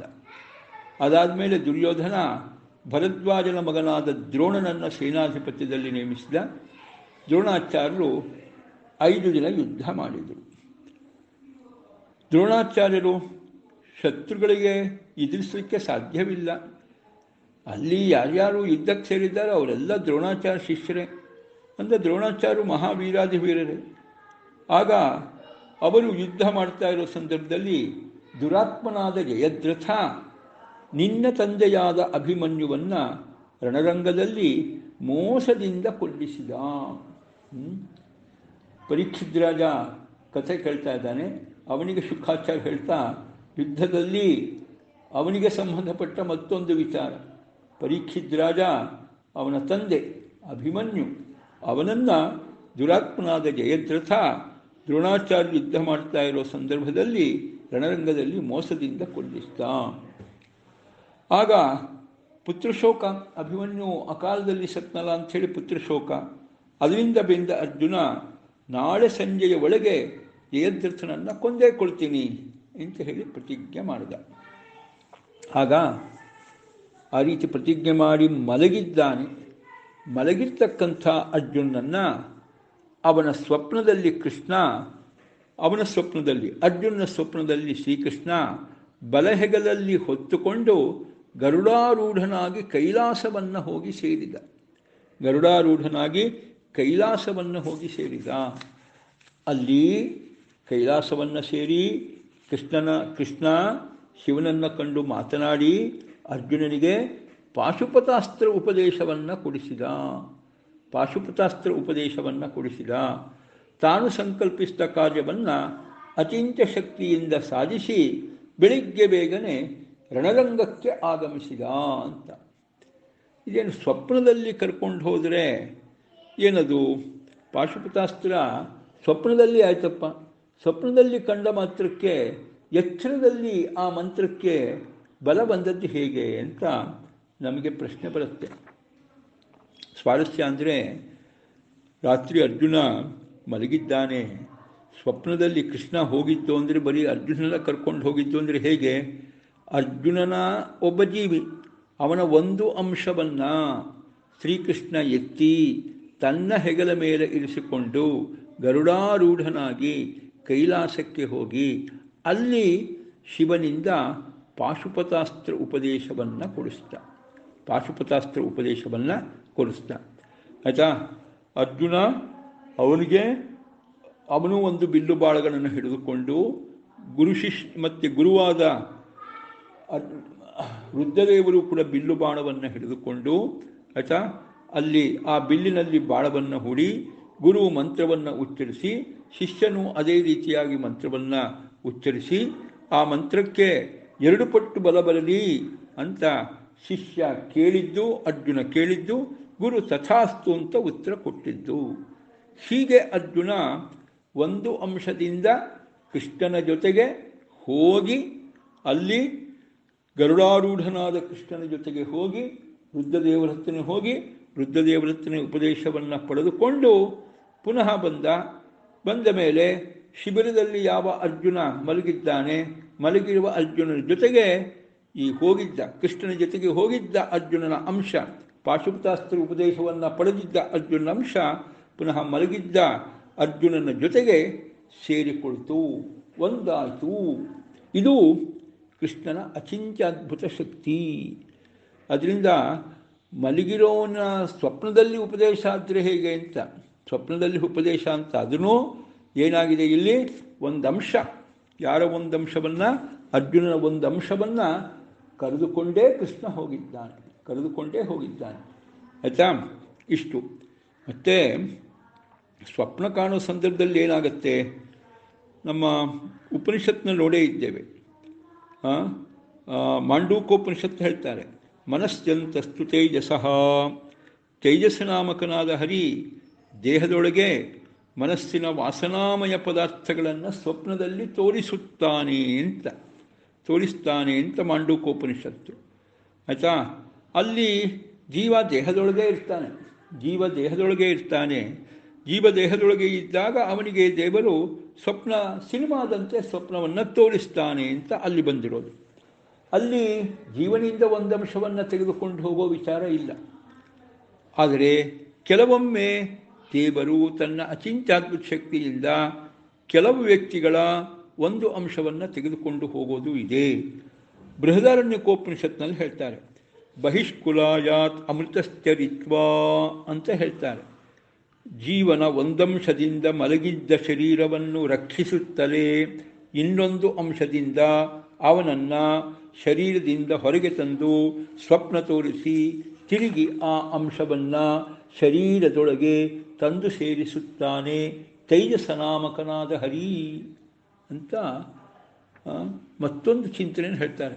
ಇದು ಎಲ್ರಿಗೂ ಆಗತ್ತೆ ಅಂತಲ್ಲ, ಅಥವಾ ಮಲಗಿದವರಿಗೆ ಸ್ವಪ್ನ ಕಾಣೋರಿಗೆಲ್ಲ ಅವನ ಅಂಶ ತಗೊಂಡು ಹೋಗ್ತಾನೆ ಅಂತಲ್ಲ, ಕೆಲವರಿಗೆ ತೈಜಸ್ರೂಪಿ ಭಗವಂತ ಯಾರಿಗೆ ವಿಶೇಷವಾದ ಒಂದು ಕಾರ್ಯ ಆಗಬೇಕಾಗಿದೆ ಅಂತಹ ಸಂದರ್ಭದಲ್ಲಿ, ಸ್ವಪ್ನದಲ್ಲಿ ಮಲಗಿರೋ ಸಂದರ್ಭದಲ್ಲಿ ಆ ಜೀವಿಯ ಒಂದು ಅಂಶವನ್ನು ಅಲ್ಲಿಂದ ತೆಗೆದುಕೊಂಡು ಬೇರೆ ಕಡೆ ಕರ್ಕೊಂಡು ಹೋಗಿ, ಅರ್ಜುನನ ಉದಾಹರಣೆಯಲ್ಲಿ ಕೈಲಾಸಕ್ಕೆ ಕರೆದುಕೊಂಡು ಹೋಗಿ ರುದ್ರದೇವರಿಂದ ಪಾಶುಪದಾರ್ಥದ ಉಪದೇಶ ಕೊಡಿಸಿ ಪುನಃ ಕರ್ಕೊಂಡು ಬಂದು ಮಲಗಿರ್ತಕ್ಕಂತಹ ಅರ್ಜುನ ಅಂಶದ ಜೊತೆಗೆ ಸೇರಿಸಿದ್ದು. ಆಯಿತಾ. ಕೆಲವೊಮ್ಮೆ ಇದು ಕೂಡ ಆಗತ್ತೆ, ಎಲ್ಲರಿಗೂ ಆಗತ್ತೆ ಅಂತಲ್ಲ, ತೇಜಸ್ರೂಪಿ ಭಗವಂತ ಈ ಕಾರ್ಯವನ್ನು ಕೂಡ ಮಾಡ್ತಾನೆ. ಹೀಗೆ ಬೃಹದಾರಣ್ಯಕೋಪನಿಷತ್ನಲ್ಲಿ ಬರ್ತಕ್ಕಂಥ ಮಾತು, ಜೀವನ ಒಂದು ಅಂಶದಿಂದ ಮಲಗಿದ್ದ ಶರೀರವನ್ನು ರಕ್ಷಿಸುತ್ತಲೇ. ನೋಡಿ, ಜೀವ ಒಂದು ಶರೀರದಲ್ಲಿ ಮಲಗಿದ್ದಾನೆ, ಅಲ್ಲಿರೋ ಒಂದು ಅಂಶ ತಗೊಂಡ್ಬಿಟ್ರೆ ಇದಕ್ಕೆ ಏನೂ ತೊಂದರೆ ಆಗಬಾರ್ದು. ಇಲ್ಲಿ ಜೀವ ಒಂದು ಅಂಶದಿಂದ ಮಲಗಿದ್ದಾನೆ, ಆ ಶರೀರವನ್ನೂ ರಕ್ಷಣೆ ಮಾಡ್ತಾನೆ. ಇನ್ನೊಂದು ಅಂಶದಿಂದ ಅವನನ್ನು ಶರೀರದಿಂದ ಹೊರಕ್ಕೆ ಕರ್ಕೊಂಡು ಬಂದು ಸ್ವಪ್ನ ತೋರಿಸಿ ಆಯಿತಾ ಅವನಿಗೆ ಏನೇನು ಮಾಡಿಸ್ಬೇಕು ಅದೆಲ್ಲ ಮಾಡಿಸಿ ತಿರುಗಿ ಆ ಅಂಶವನ್ನು ಎಲ್ಲಿ ಸೇರಿಸ್ತಾನೆ, ಶರೀರದೊಳಗೆ ತಂದು ಸೇರಿಸುತ್ತಾನೆ. ತೇಜಸ್ಸ ನಾಮಕ ಹರಿ ಅಂತಲೂ ಹೇಳಿದ್ದಾನೆ. ಅದರಿಂದಾಗಿ ಅಸ್ತ್ರೋಪದೇಶ ಪಡೆದಂತೆ ಸ್ವಪ್ನ ಕಂಡ ಮಾತ್ರಕ್ಕೆ ಎಚ್ಚರದಲ್ಲಿ ಮಂತ್ರಕ್ಕೆ ಹೇಗೆ ಬಲ ಅಂತ ಪ್ರಶ್ನಿಸೋದಕ್ಕೆ ಅವಕಾಶವಿಲ್ಲ. ಕೃಷ್ಣ ಯಾಕಪ್ಪ ಇಷ್ಟೆಲ್ಲ ಮಾಡಬೇಕಾಗಿತ್ತು? ತಾನೇ ತಲೆ ಮೇಲೆ ಕೈ ಇಟ್ಬಿಟ್ಟು ಪಾಶುಪತಾಸ್ತ್ರ ಫಲಿಸಿ ಅಂತ ಹೇಳಿಬಿಟ್ರೆ ನಡೀತಿತ್ತು ಕೆಲಸ. ಅವನೇ ಪಾಶುಪತಾಸ್ತ್ರ ಅಲ್ಲಿ ಏನಿದೆ ಅದನ್ನು ಮುಟ್ಟಿಬಿಟ್ಟಿದ್ರೆ ಸಾಕಾಗಿತ್ತು. ಕೃಷ್ಣ ಮುಟ್ಟಿದ್ರೂ ಶಕ್ತಿ ಸಾಮರ್ಥ್ಯ ಬರ್ತಿತ್ತು, ಅಥವಾ ಅರ್ಜುನ ತಲೆ ಮೇಲೆ ಕೈ ಇಟ್ಟಿದ್ರೂ ಶಕ್ತಿ ಸಾಮರ್ಥ್ಯ ಬರ್ತಿತ್ತು. ಇಷ್ಟೆಲ್ಲ ಯಾಕೆ ಮಾಡಬೇಕಾಗಿತ್ತು ಕೃಷ್ಣ ಅಂತ. ಆದರೆ ಕೃಷ್ಣ ಹಾಗೆ ಮಾಡೋದ್ರಲ್ಲೂ ಇನ್ನೊಂದು ಅರ್ಥ ಇದೆ. ಏನಂದರೆ ಗುರುವಿನ ಮೂಲಕವೇ ಅನುಗ್ರಹ, ಅದರಲ್ಲೂ ನಿಯತ ಗುರುಗಳ ಮೂಲಕವಾಗಿ ವಿಶೇಷವಾದ ಅನುಗ್ರಹ ಅನ್ನೋದನ್ನು ತೋರಿಸಬೇಕಾಗಿದೆ. ಕೃಷ್ಣ ತಾನೇ ಸರ್ವಶಕ್ತ, ಏನು ಬೇಕಾದರೂ ಮಾಡಬಲ್ಲ. ಆದರೂ ಅರ್ಜುನನಿಗೆ ನಿಯತ ಗುರು ಯಾರು? ಅರ್ಜುನನಿಗೆ ನಿಯತ ಗುರು ರುದ್ರದೇವರು. ಅವರ ಮೂಲಕವಾಗೇ ಅರ್ಜುನನಿಗೆ ಅನುಗ್ರಹ ಆಗಬೇಕು. ಈಗ ಪ್ರತಿಯೊಬ್ಬರೂ ಆಯಿತಾ ದೇವರ ಹತ್ರ ಹೋಗಬೇಕು, ದೇವರ ಅನುಗ್ರಹ ಪಡೆಯಬೇಕು. ಆದರೆ ಹೋಗಬೇಕಾಗಿದ್ದರೆ ತನಗೆ ನಿಯತರಾದ ಗುರುಗಳ ಮೂಲಕವೇ ಹೋಗಬೇಕು ಅನ್ನೋದನ್ನು ಸೂಚನೆ ಮಾಡೋದಕ್ಕೋಸ್ಕರವಾಗಿ ದೇವರು ಏನು ಮಾಡ್ತಾ ಇದ್ದಾನೆ, ತಾನೇ ಸರ್ವಶಕ್ತನಾದರೂ ಕೂಡ ಅರ್ಜುನನ ನೀತ ಗುರುವಾದ ಶಿವನಿಂದಲೇ ಪಾಶುಪತಾಸ್ತ್ರವನ್ನು ಉಪದೇಶ ಮಾಡಿಸ್ತಾನೆ.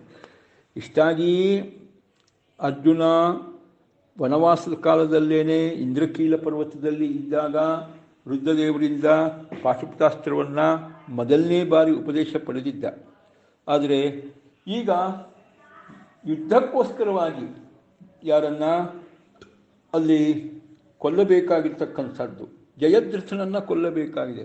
ಅದಕ್ಕೆ ಇನ್ನೂ ಹೆಚ್ಚಿನ ಸಾಮರ್ಥ್ಯ ಬೇಕು ಅಂತ ಹೇಳಿ ಎರಡನೇ ಬಾರಿ ಉಪದೇಶವನ್ನು ಈ ರೀತಿ ಭಗವಂತ ಮಾಡಿಸ್ತಾ. ಇದೆಲ್ಲ ಭಗವಂತನ ಅಚಿಂತ್ಯದ್ಭುತ ಶಕ್ತಿಗೆ ಒಂದು ಉದಾಹರಣೆ ಅಂತ ಹೇಳ್ತಾ ಇದ್ದಾರೆ.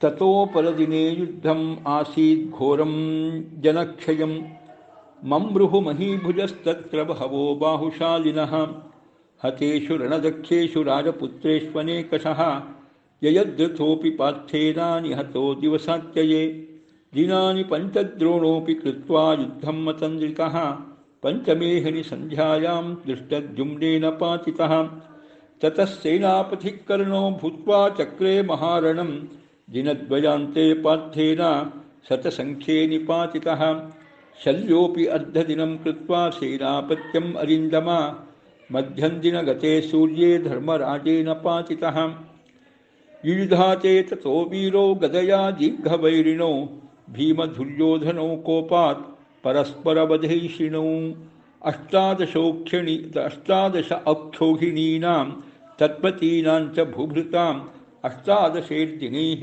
ಆಸೀತ್ ಅರ್ಧೋನೈಃ ಸಂಖ್ಯಯೋ ಮಹಾನ್.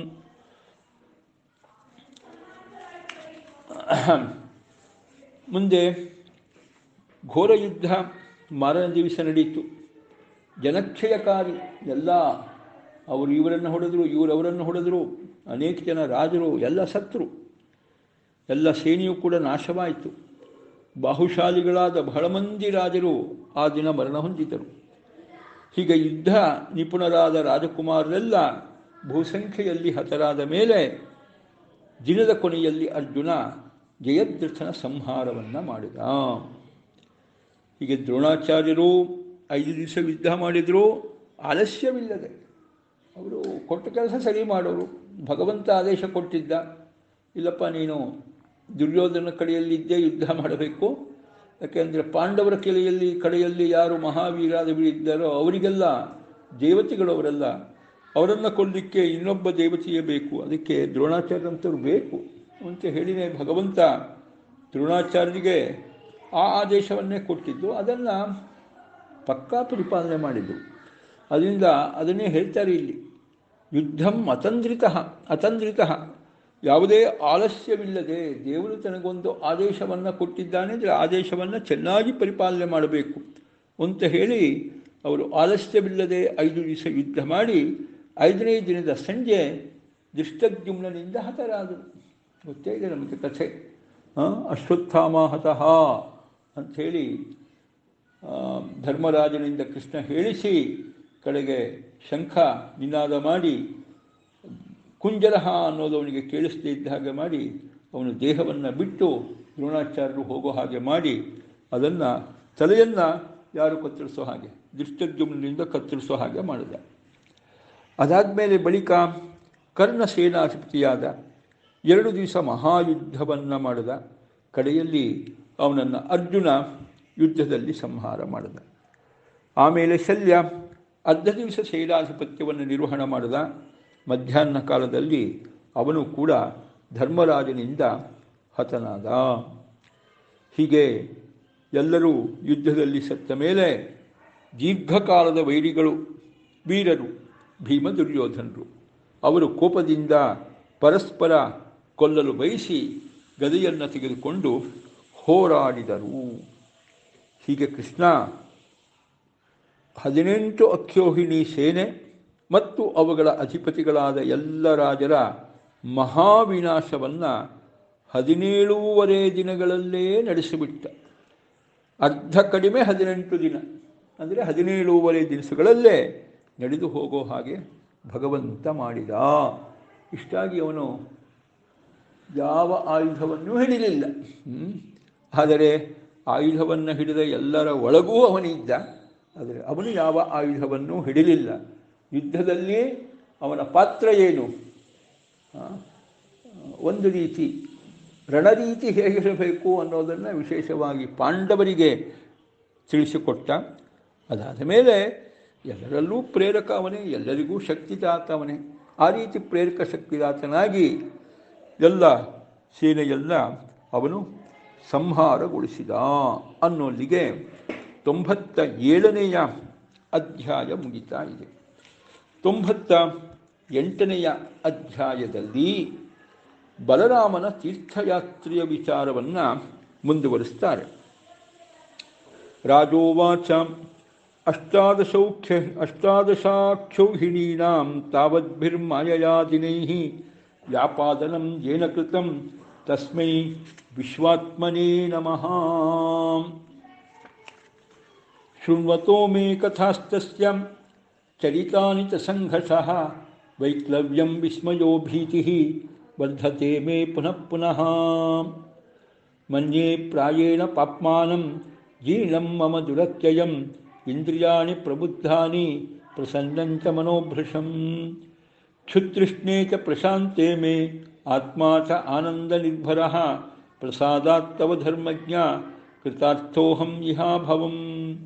ಅಪಿ ಚ ಶ್ರೋತುಮಿಚ್ಛಾಮಿ ಕಿಂಚಿದರ್ಥಂ ತಪೋಧನ ಯುಧ್ಯತಸ್ಸು ಹೃದೋ ದೃಷ್ಟ್ವಾ ನಿವಾರಿತುಮಶಕ್ನುವನ್ ತೀರ್ಥಂ ಸ್ನಾತುಂ ಗತೋ ರಾಮಃ ಕಿಂ ಚಕಾರ ತಪೋಧನ. ಪುನಃ ಪರೀಕ್ಷಿದ್ರಾಜನ ಪ್ರಶ್ನೆಯಿಂದ ಅಧ್ಯಾಯ ಪ್ರಾರಂಭ ಆಗ್ತಾ ಇದೆ. ಪರೀಕ್ಷಿದ್ರಾಜ ಪ್ರಶ್ನೆ ಮಾಡೋಕ್ಕಿಂತ ಮುಂಚೆ ಕೃಷ್ಣನಿಗೊಂದು ನಮಸ್ಕಾರ ಮಾಡುತ್ತಾನೆ. ಯಾವ ಕೃಷ್ಣನಿಗೆ ನಮಸ್ಕಾರ? 18 ಅಕ್ಷೋಹಿಣಿ ಸೇನೆಯನ್ನು 18 ದಿನಗಳಲ್ಲಿ, ಹಿಂದೆ ಹೇಳಿದ ಹಾಗೆ ಅಪ್ರಾಕ್ಸಿಮೇಟ್ಲಿ 18 ದಿನ ಅಂತ, 17.5 ದಿನಗಳಲ್ಲಿ ಎಕ್ಸಾಕ್ಟ್ಲಿ, ಅಪ್ರಾಕ್ಸಿಮೇಟ್ಲಿ 18 ದಿನಗಳಲ್ಲಿ ತನ್ನ ಇಚ್ಛಾ ಮಾತ್ರದಿಂದ ನಾಶ ಮಾಡಿದ ದೇವರು. ಏನು ದೊಡ್ಡ ವಿಚಾರನ? ಅವನು ಲಯಮೂರ್ತಿ, ಲಯಕಾರಕ. ದೇವರೇ ವಿಶ್ವದ ಲಯವನ್ನು ಕೂಡ ದೇವರೇ ಮಾಡೋದು.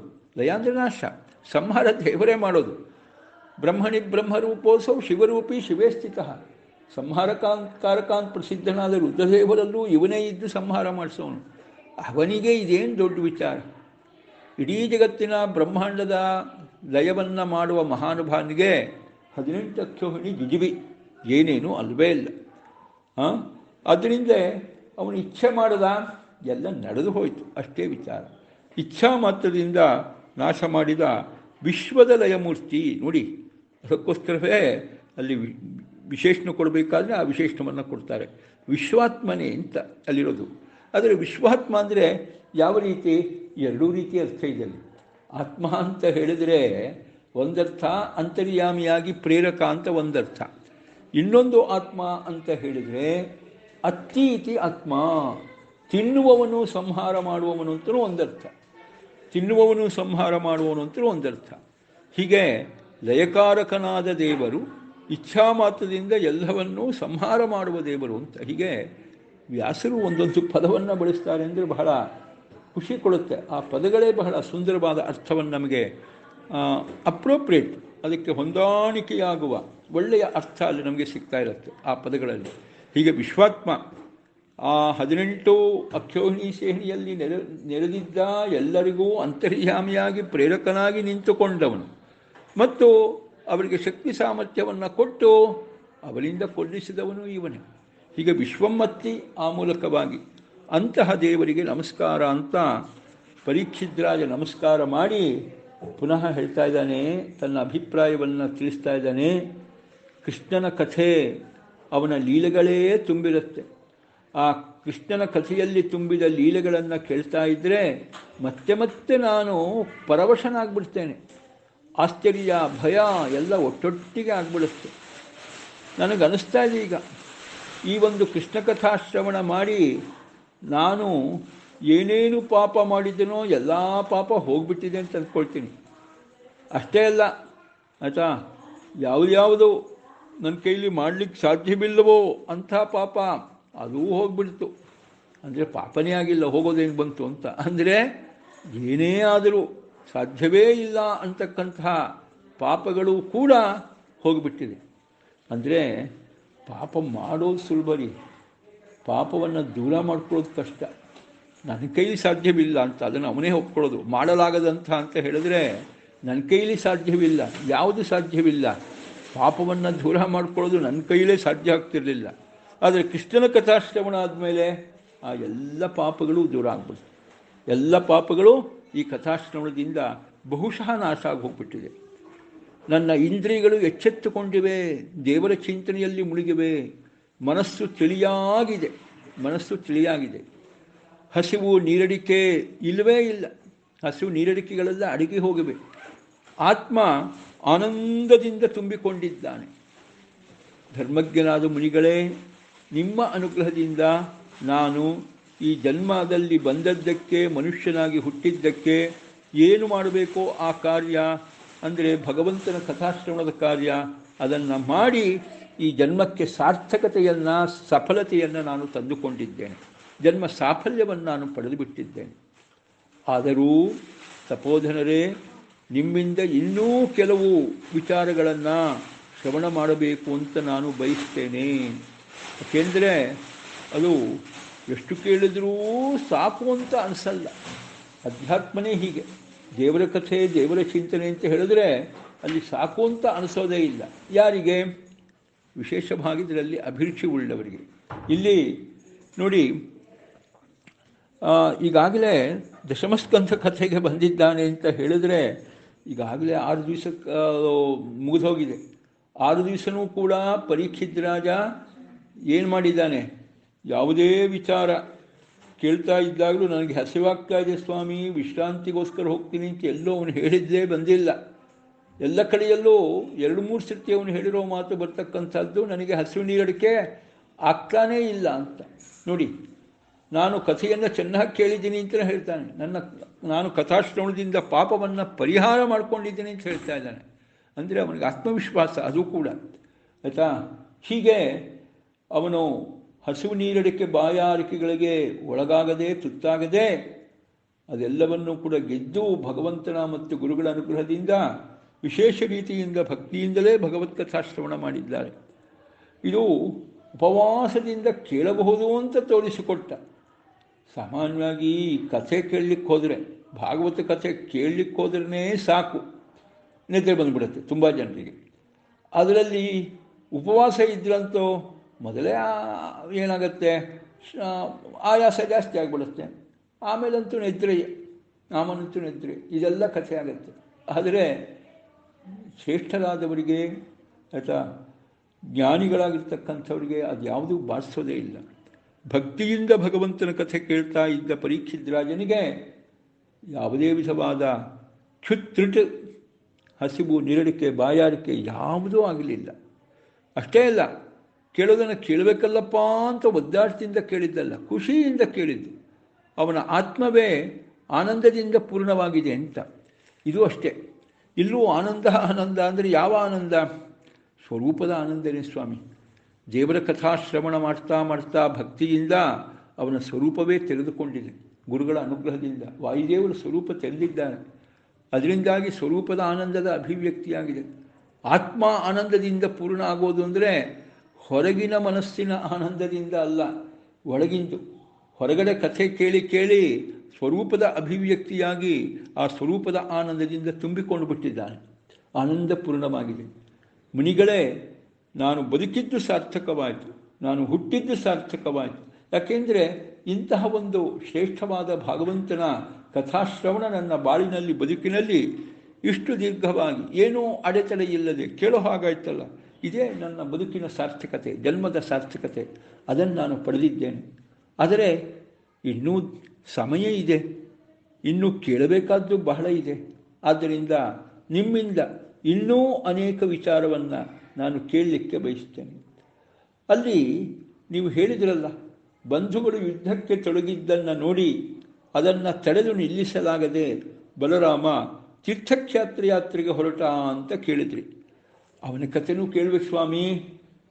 ಬಲರಾಮನಲ್ಲೂ ಕೂಡ ಭಗವಂತನ ಒಂದು ಶುಕ್ಲಕೇಶ ರೂಪ ಇದ್ದುಬಿಟ್ಟು ಅದ್ಭುತವಾದ ಕಾರ್ಯವನ್ನು ಮಾಡಿಸುತ್ತಲ್ಲ. ಬಲರಾಮನ ಕಥೆ ಅಂದರೆ ಭಗವಂತನ ಶುಕ್ಲಕೇಶದ ಕಥೆ, ಅದು ಕೂಡ ದೇವರ ಕಥೆನೇ, ಅದು ಕೂಡ ಕೇಳಬೇಕಾದ್ದೇ. ಆದ್ದರಿಂದ ದಯವಿಟ್ಟು ಅದನ್ನು ತಿಳಿಸಿಕೊಡಿ. ಬಲರಾಮ ತೀರ್ಥಸ್ನಾನಕ್ಕೆ ಅಂತ ಹೊರಟು ಏನೇನು ಮಾಡಿದ ಅನ್ನೋದನ್ನು ತಿಳಿಸಿಕೊಡಿ ಅಂತ ಪರೀಕ್ಷಿದ್ರಾಜ ಪ್ರಶ್ನೆ ಮಾಡಿದಾಗ ಶುಕಾಚಾರ್ಯ ಉತ್ತರ ಕೊಡ್ತಾರೆ. ಶ್ರೀ ಶುಕ ಉವಾಚ ತೀರ್ಥಾಭಿಷೇಕವ್ಯಾಜೇನ ಮಧ್ಯಸ್ಥಃ ಪ್ರಯಯೌ ಕಿಲ ಸ್ನಾತ್ವಾ ಪ್ರಭಾಸಂ ಸಂತರ್ಪ್ಯ ದೇವರ್ಷಿ ಪಿತೃಮಾನವಾನ್ ಸರಸ್ವತೀಂ ಪ್ರತಿಸ್ರೋತಂ ಯಯೋ ಬ್ರಾಹ್ಮಣ ಸಂವೃತಃ ಪೃಥೋದಕಂ ಬಿಂದುಸರಃ ತ್ರಿತಕೂಪಂ ಸುದರ್ಶನಂ ವಿಶಾಲಂ ಬ್ರಹ್ಮತೀರ್ಥಂಚ ಚಕ್ರಂ ಪ್ರಾಚೀಂ ಸರಸ್ವತೀಂ ಯಮುನಾಮನುಯಾತ್ಯೇಷ ಗಂಗಾಮನುಚ ಭಾರತ ಜಗಾಮ ನೈಮಿಷಂ ಯತ್ರ ಋಷಯಃ ಸತ್ರಮಾಸತೆ ತಮಾಗತಮಭಿಪ್ರೇತ್ಯ ಮುನಯೋ ದಿಗ್ಘಸತ್ರಿಣಃ ಅಭಿವಂದ್ಯ ಯಥಾನ್ಯಾಯಂ ಪ್ರಣಮ್ಯ ಉತ್ಥಾಯ ಚಾರ್ಚಜನ್ ಸೋರ್ಚಿತಃ ಸಪರಿವಾರಃ ಕೃತಾಸನ ಪರಿಗ್ರಹಃ ರೋಮಹರ್ಷಣಮಾಸೀನಂ ಶಿಷ್ಯಂ ಐಕ್ಷನ್ ಮಹಾಮುನೇಃ ಪ್ರತ್ಯವಸ್ಥಾಯಿನಂ ಸೂತಂ ಅಕೃತ ಪ್ರಹ್ವಣಾಂಜಲಿಂ. ಆಗ ತೀರ್ಥ ಕ್ಷೇತ್ರದ ನೆಪದಿಂದ ಹೊರಟಿದ್ದಾನೆ. ಕೌರವ ಪಾಂಡವರ ನಡುವೆ ನ್ಯೂಟ್ರಲ್ ಪಾಲಿಸಿ, ತಟಸ್ಥನಾಗಿರಬೇಕು ಅಂತ ಹೊರಟ ಬಲರಾಮ ತೀರ್ಥಸ್ನಾನ ಮಾಡುವ ನೆಪದಿಂದ ದ್ವಾರಕೆಯಿಂದ ಹೊರಟಿದ್ದ. ಮುಂದೆ ಪ್ರಭಾಸ ಕ್ಷೇತ್ರಕ್ಕೆ ಬಂದ. ಅಲ್ಲಿ ಸ್ನಾನ ಮಾಡಿ ದೇವರ್ಷಿ ಪಿತೃಮಾನವರಿಗೆ ತೃಪ್ತಿಪಡಿಸಿ ಬ್ರಾಹ್ಮಣರ ಒಡಗೂಡಿ ಸರಸ್ವತೀ ನದಿಯ ಪ್ರವಾಹಾಭಿಮುಖವಾಗಿ ಮುಂದೆ ಮುಂದೆ ನಡೆದ. ಪೃಥೂದಕ, ಬಿಂದುಸುರ, ತ್ರಿತಕೂಪ, ಸುದರ್ಶನ ತೀರ್ಥ ಅದನ್ನು ಸೇವಿಸಿದ್ದಾನೆ. ಮುಂದೆ ಬಲರಾಮ ವಿಶಾಲತೀರ್ಥ, ಬ್ರಹ್ಮತೀರ್ಥ, ಚಕ್ರತೀರ್ಥ, ಪ್ರಾಚೀನ ಸರಸ್ವತೀ ತೀರ್ಥ ಇದನ್ನು ಸೇವಿಸಿ ಯಮುನಾ ಮತ್ತು ಗಂಗೆಯ ತೀರದ ಉದ್ದಕ್ಕೂ ಕೂಡ ಸಂಚಾರ ಮಾಡದ. ಆಮೇಲೆ ನೈಮಿಷಾರಣ್ಯವನ್ನು ಹೋಗಿ ಸೇರಿದ. ಅಲ್ಲಿ ಶೌನಕಾದಿ ಮಹರ್ಷಿಗಳು ದೀರ್ಘ ಸತ್ರವನ್ನು, ಬಹಳ ದೀರ್ಘಕಾಲ ಮಾಡುವ ಒಂದು ಯಾಗ, ಅದನ್ನು ಮಾಡಿಸ್ತಾ ಇದ್ರು. ಬಲರಾಮ ಅಲ್ಲಿಗೆ ಹೋದ.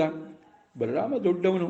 ಅವನು ಬಂದದ್ದನ್ನು ತಿಳಿದು ದೀರ್ಘ ಸತ್ರದಲ್ಲಿ ಇದ್ದ ಋಷಿಮುನಿಗಳೆಲ್ಲ ಎದ್ದು ನಿಂತರು, ನಮಸ್ಕಾರ ಮಾಡಿದರು, ಸ್ತೋತ್ರ ಮಾಡಿದರು, ವಿದ್ಯುಕ್ತವಾಗಿ ಸ್ವಾಗತ ಸತ್ಕಾರವನ್ನು ಮಾಡಿದರು. ಬಲರಾಮ ಅವನೊಬ್ಬನೇ ಹೋಗಿಲ್ಲ, ಒಂದಿಷ್ಟು ಜನ ಬ್ರಾಹ್ಮಣ ಪರಿವಾರದವರನ್ನು ಜೊತೆಗೆ ಕರ್ಕೊಂಡೇ ಹೊರಟಿದ್ದಾನೆ. ತನ್ನ ಬ್ರಾಹ್ಮಣ ಪರಿವಾರದ ಜೊತೆಗೆ ಸತ್ಕೃತನಾಗಿ ಆಸನದಲ್ಲಿ ಕುಳಿತುಕೊಂಡ. ಅಲ್ಲಿ ಯಾರಿದ್ದಾರೆ? ರೋಮಹರ್ಷಣ. ರೋಮಹರ್ಷಣ ಇದ್ದಾರೆ, ವೇದವ್ಯಾಸರ ಶಿಷ್ಯ, ಮಹಾಮುನಿ ವೇದವ್ಯಾಸರ ಶಿಷ್ಯ ರೋಮಹರ್ಷಣ ಅಲ್ಲಿದ್ದಾರೆ. ರೋಮಹರ್ಷಣ ಅಲ್ಲಿದ್ದಾರೆ ಆಯಿತಾ. ಅವರು ಸೂತ ಪುರಾಣಿಕರು, ಅವ್ರ ಹೆಸರು ಸೂತ ಪುರಾಣಿಕರು. ಅವರು ಏನು ಮಾಡ್ತಾ ಇದ್ದಾರೆ? ಪ್ರವಚನ ಮಾಡ್ತಾ ಇದ್ದಾರೆ. ಆದರೆ ಏನು ಮಾಡಬೇಕಾಗಿತ್ತು ಅದು ಮಾಡಲಿಲ್ಲ. ಏನದು?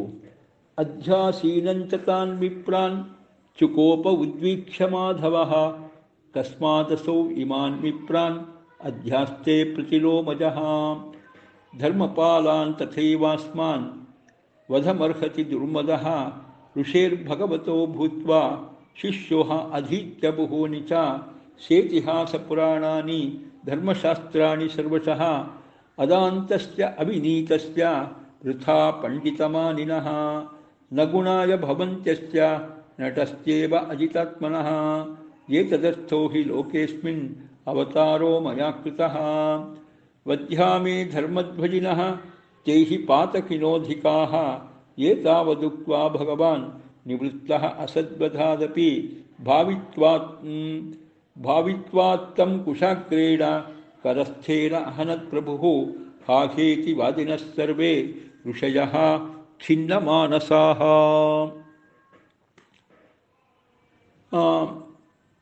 ಎಲ್ಲ ವೇದವ್ಯಾಸರ ಶಿಷ್ಯರು ಬೇರೆಯವರು ಇದ್ದಾರೆ, ಅವರೆಲ್ಲ ಎದ್ದು ನಿಂತರು.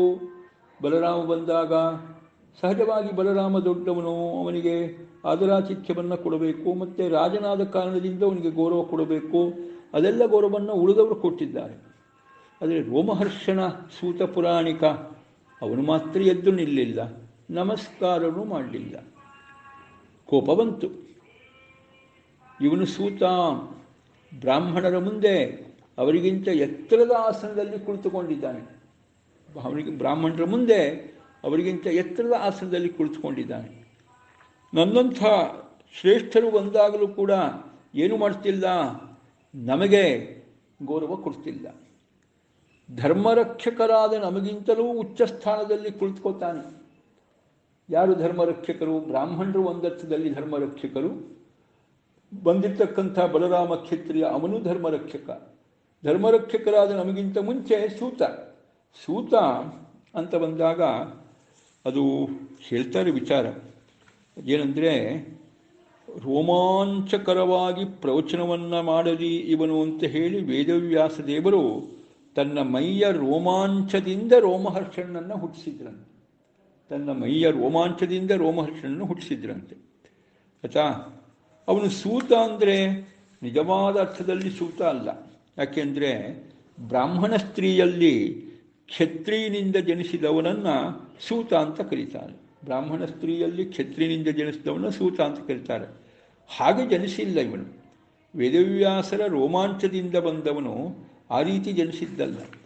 ಆದರೂ ಭಗವಾನ್ ವ್ಯಾಸರೇ ನೀನು ಸೂತನಾಗಿರು ಅಂತ ಅವನಿಗೆ ಹೇಳಿಬಿಟ್ರು. ದೇವರ ಆದೇಶ ಅಂತ ಒಪ್ಕೊಂಡ್ಬಿಟ್ಟ. ನಿಜವಾಗಿ ಸೂತ ಅಂತ ಬಂದಾಗ ಕಡಿಮೆಯವನಾಗ್ತಾನೆ. ಅವನು ಬ್ರಾಹ್ಮಣರ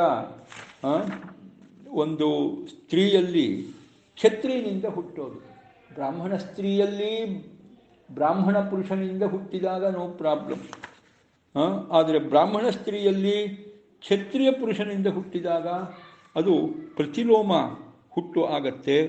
ಆಗ ಅವನು ಸ್ವಲ್ಪ ಕೆಳಗಿನ ಗ್ರೇಡ್ ಬರುತ್ತೆ ಅವನಿಗೆ. ಹಾಗೆ ಅವನಿಗೆ ಜನಿಸಿಲ್ಲ ವಸ್ತುತಃ. ಆದರೂ ವ್ಯಾಸರ ಇಚ್ಛೆ ಇತ್ತು ಸೂತ ಅಂತ ಎಣಿಸಬೇಕು ಅಂತ. ಹಾಗೆ ಸೂತನಾದ ಅಂದಮೇಲೆ ಕ್ಷತ್ರಿಯನಿಗಿಂತ ಕಡಿಮೆ. ನೋಡಿ ಅಲ್ಲಿ ಯಾರ್ಯಾರು ಬ್ರಾಹ್ಮಣರು ಕೂತಿದ್ದಾರೋ, ಕ್ಷತ್ರಿಯರು ಬಂದಿದ್ದಾರೋ ಅವರೆಲ್ಲರಿಗಿಂತಲೂ ಕೂಡ ಕಡಿಮೆನೆ.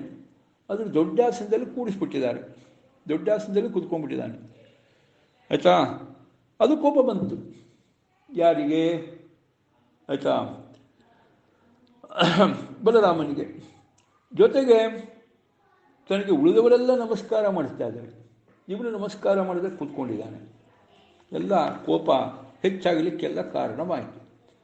ಧರ್ಮರಕ್ಷಕರಾದ ನಮಗಿಂತಲೂ ಎತ್ತರದ ಸ್ಥಾನದಲ್ಲಿ ಕುಳ್ಕೋತಾನೆ, ದುರಹಂಕಾರಿ. ಗೊತ್ತಿಲ್ವಾ ಇವನಿಗೆ? ವ್ಯಾಸಮುನಿಯ ಶಿಷ್ಯ, ಬಹಳ ಅಧ್ಯಯನ ಮಾಡಿದ್ದಾನೆ. ಅಧ್ಯಯನ ಮಾಡಿ ತಿಳಿದುಕೊಂಡು ದೊಡ್ಡವರ ಹತ್ರ ಹೇಗೆ ನಡ್ಕೋಬೇಕು ಅಂತ ಗೊತ್ತಿದ್ದರೂ ಆ ರೀತಿ ನಡ್ಕೋತಾ ಇಲ್ಲ. ಅಂದಮೇಲೆ ದುರಹಂಕಾರಿ ಅಂದರೆ ಮನೋನಿಗ್ರಹವಿಲ್ಲ ಆಯಿತಾ. ಅಂದಮೇಲೆ ಇವನೇನು ಪುರಾಣ ಪ್ರವಚನ ಮಾಡೋದು ಅಂತಾನೆ. ಇವನೇನು ಪುರಾಣ ಪ್ರವಚನ ಮಾಡೋದು? ಇದು ರಂಗಸ್ಥಳದಲ್ಲಿ ನಟನಾದವನು ನಟನೆ ಮಾಡುವಂತೆ ಅಂದ್ಬಿಟ್ಟ. ನೋಡ್ರಿ, ಬಹಳ ಕಷ್ಟ ರೀ ಪುರಾಣ ಹೇಳೋದು, ಬಹಳ ಕಷ್ಟದ ವಿಚಾರ.